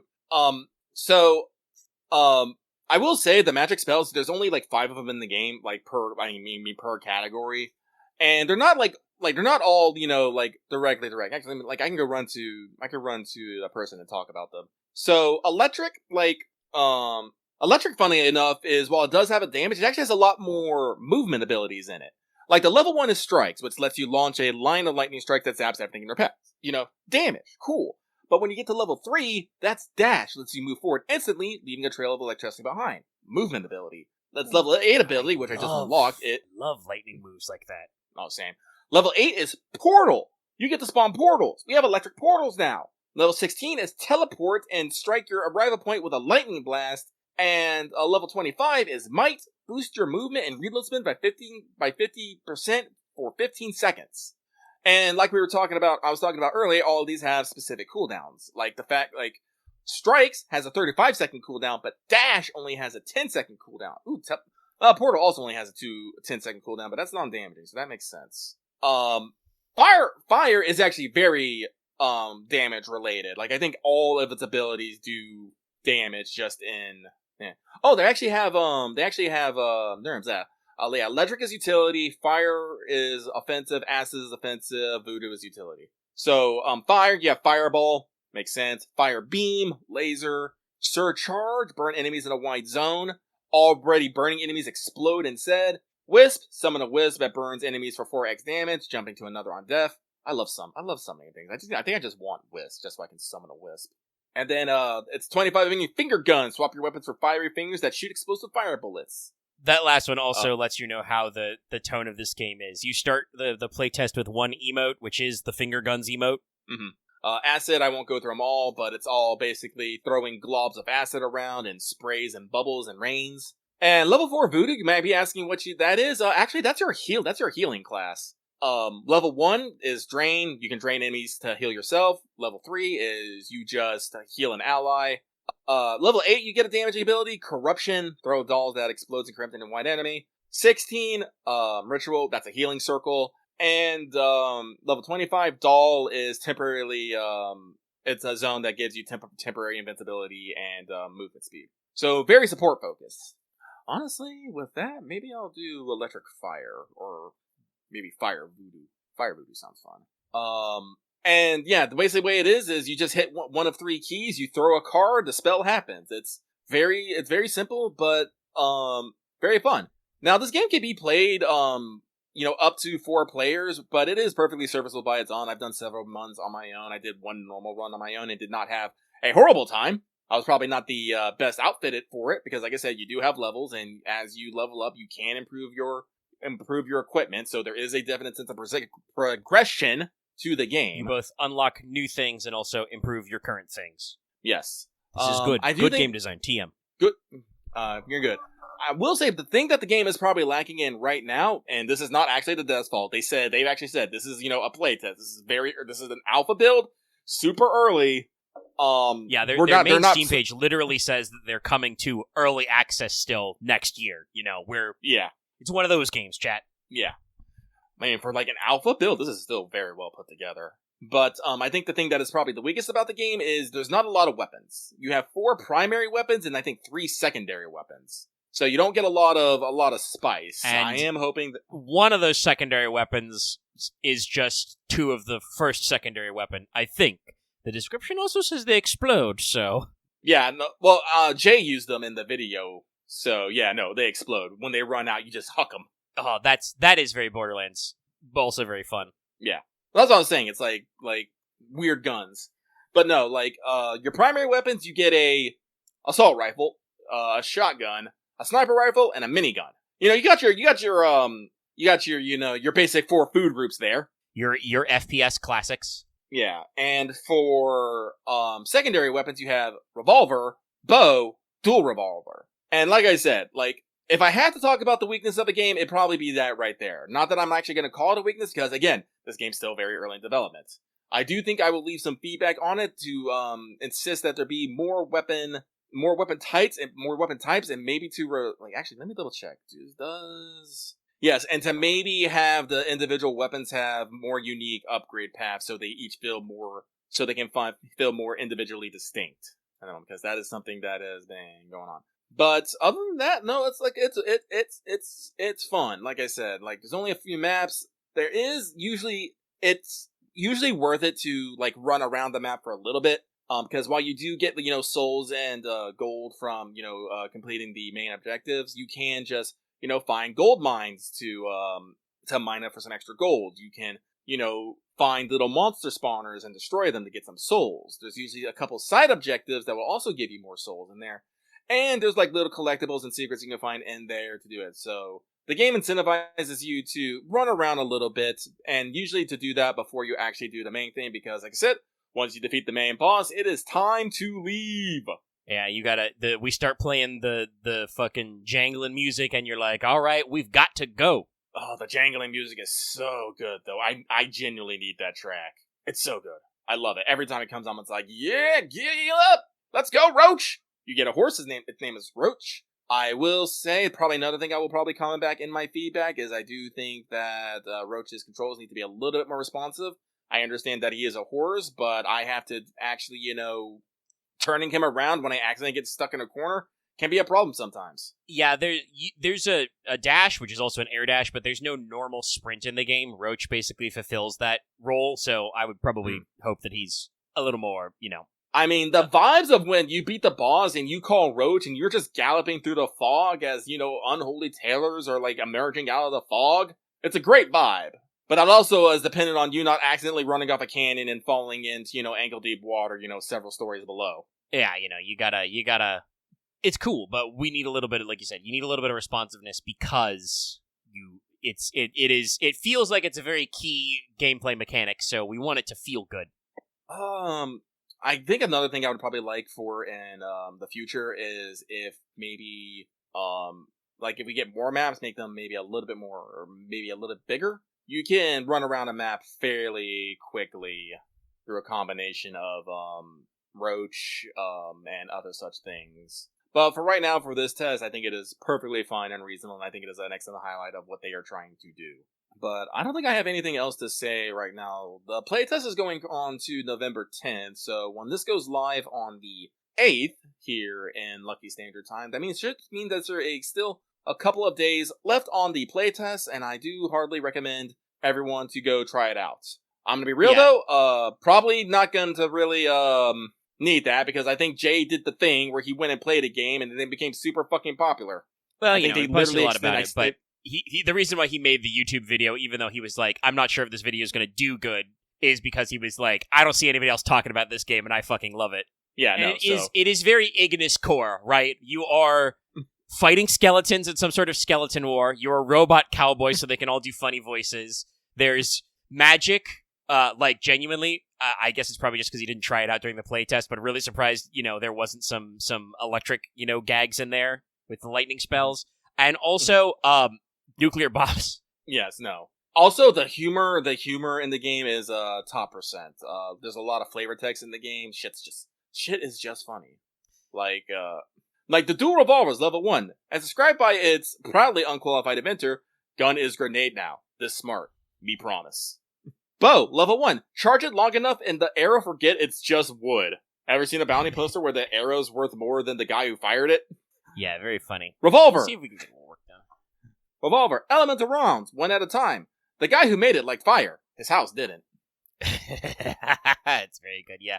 Yeah, no, the writing seems very good. I don't know much about, the game or the studio. Like I said, kind of slid into my radar. I remember Jay talking about it when he streamed it, and then I remember him talking about being like, I think I'm going to make this into a video, and then he posted it today, and I was just like, I mean, he's really good at what he does. He did the sell it thing where he's just like I said, he described the gameplay, which I think is correct, but he described it, and I was just like, okay, I have to show the guys this video. I have to forward it. Aaron posted it in WebVid already, but I have to, forward it to the group and be like, hey guys, we probably should take a look at this. I think the playtest is still open, because, Jay put the text in it I'm lying, it got extended to the 10th, and it's just okay, well, let's look at it. Minigun, level 1. Blind Pete was the worst shot in the West, and this was his favorite toy. He may have never hit his practice targets, but he sure did wipe out the town behind it. Oh my god, yeah, it's so good. No. Sorry, slight yawn there. Slight yawn. Well, I want to stop talking about Far Far West. Again, please go try it out. Give feedback. Give people constructive feedback. I was having a conversation with Psyker in our general chat about how he should be seeking feedback, but don't get too bummed if people are just fucking one note pump and dumps in the fucking comment section. So I'm gonna, continue that crusade with everyone and say, leave constructive criticism. Hell, give us constructive criticism. I won't be mad. We'll take it. I think I've mentioned this before. We've gotten some constructive criticism in the comments before that did actually change how we do stuff. Like several people commented about Wanteds and were like, "Hey, Omega, you should have a tighter script." And I'm like, "Okay, I'll have a tighter script. Tighten it up, actual writing it out, stuff like that." And often those comments are prefaced with, "I bet you won't see this," or I bet you won't pay attention. It's like, no. Most content creators I know see the comments. Like unless they're like gigabig, we're aware. So, feel free to drop some notes. But yeah, we'll wind it in. I'll quick draw shots. Any anime and stuff you want to talk about yet, Lucky? Kind of yes, but no. Like I said, there's some things that I've watched that I could probably talk about. Others than not, I still need to formulate my thoughts on it. He's cooking. But I will shout out. Well, we are still talking Rain stuff. Omega came out of left field yesterday with a fucking gut punches to everyone's stomach. Typing up fucking food descriptions and being like, "Hey guys, what do you want?" I'm just all like, "I want to eat something right now. How dare you do this to me?" Ugh. Guess what? I've been playing that shit since we were playing Deep Rock Galactic. And made me think about this kind of stuff about funny puns, and then I'm just like, wait, shit, this is all just, everything is cultural victory, actually. No, so, like I said, we're still very hyped for Rain. Yeah, I'm still working on it in my off time. I'm all through my notes for opening day because I had to describe everybody arriving. I did listen to the original Robin Williams rendition of Prince Ali for inspiration. Spoilers, Baron Oro will arrive, standing on his carriage, throwing money. He likes to show up with flair. And then, we're gonna work through our first week. Yeah. Keep on chipping on. Other projects you should keep an eyeball out for. Well, they announced a new event, kind of, so somewhere in the next couple of weeks, sometime this month, there's gonna be a couple of Wanteds. At the very least, I'll get to talk about Dagger to Shingun. Yeah. And some other fun stuff like that, so keep your eyes peeled for that. And as a reminder, to shill for the Patreon a little bit, those do go up earlier for patrons, among other things. But yeah, well, if that is everything we want to mention, unless anything else coming out of left field, that's, where I'm at. I've been playing, been playing FFT since like Tuesday is when my copy arrived, and, trucking away at other stuff. And so we'll keep on keeping on, so we can wind it in, we can wrap it up just under 3.5 hours on the mission clock. But that'll be all from us today. So hey, speaking of your feedback, give us a like, leave us a comment, join our Discord to leave more comments. Make sure you're subscribed and you ring the bell. And if you'd like to throw a little bit of cashola our way, obviously you can super chatto or super thanks. But you can also join our channel memberships for badges and emotes and support us on Patreon, like I mentioned, at our lowest level for $1 a month or approximately $10 a year. As we get closer to the end of the year, might be a good time to lock in an annual membership. You can get access to all of our podcast episodes in audio format early. Same with actual plays. You can get audio for those and other fun stuff and other various, a lot of random stuff like text posts from Rain and stuff I'll throw up on the $1 level. At higher levels, you can vote in polls like Fan Servant Friday and Fail Portrayal. And at the gold $10 and higher level, you can listen to us record Let's Talk FGO live every week, like many of our wonderful, beautiful patrons did tonight. And at our highest levels, you can get an on-air shout-out in videos like Adam Harp, Blackest OG, Call Me Zed, Carlos, Dragon, JDman1000, Crystalite, Rise of Kenji, Rogue Robin, and Charvor. Thank you very much for your support, all of our patrons and all of our listeners. We'll see you next week for more. Bye-bye. Good evening, everyone.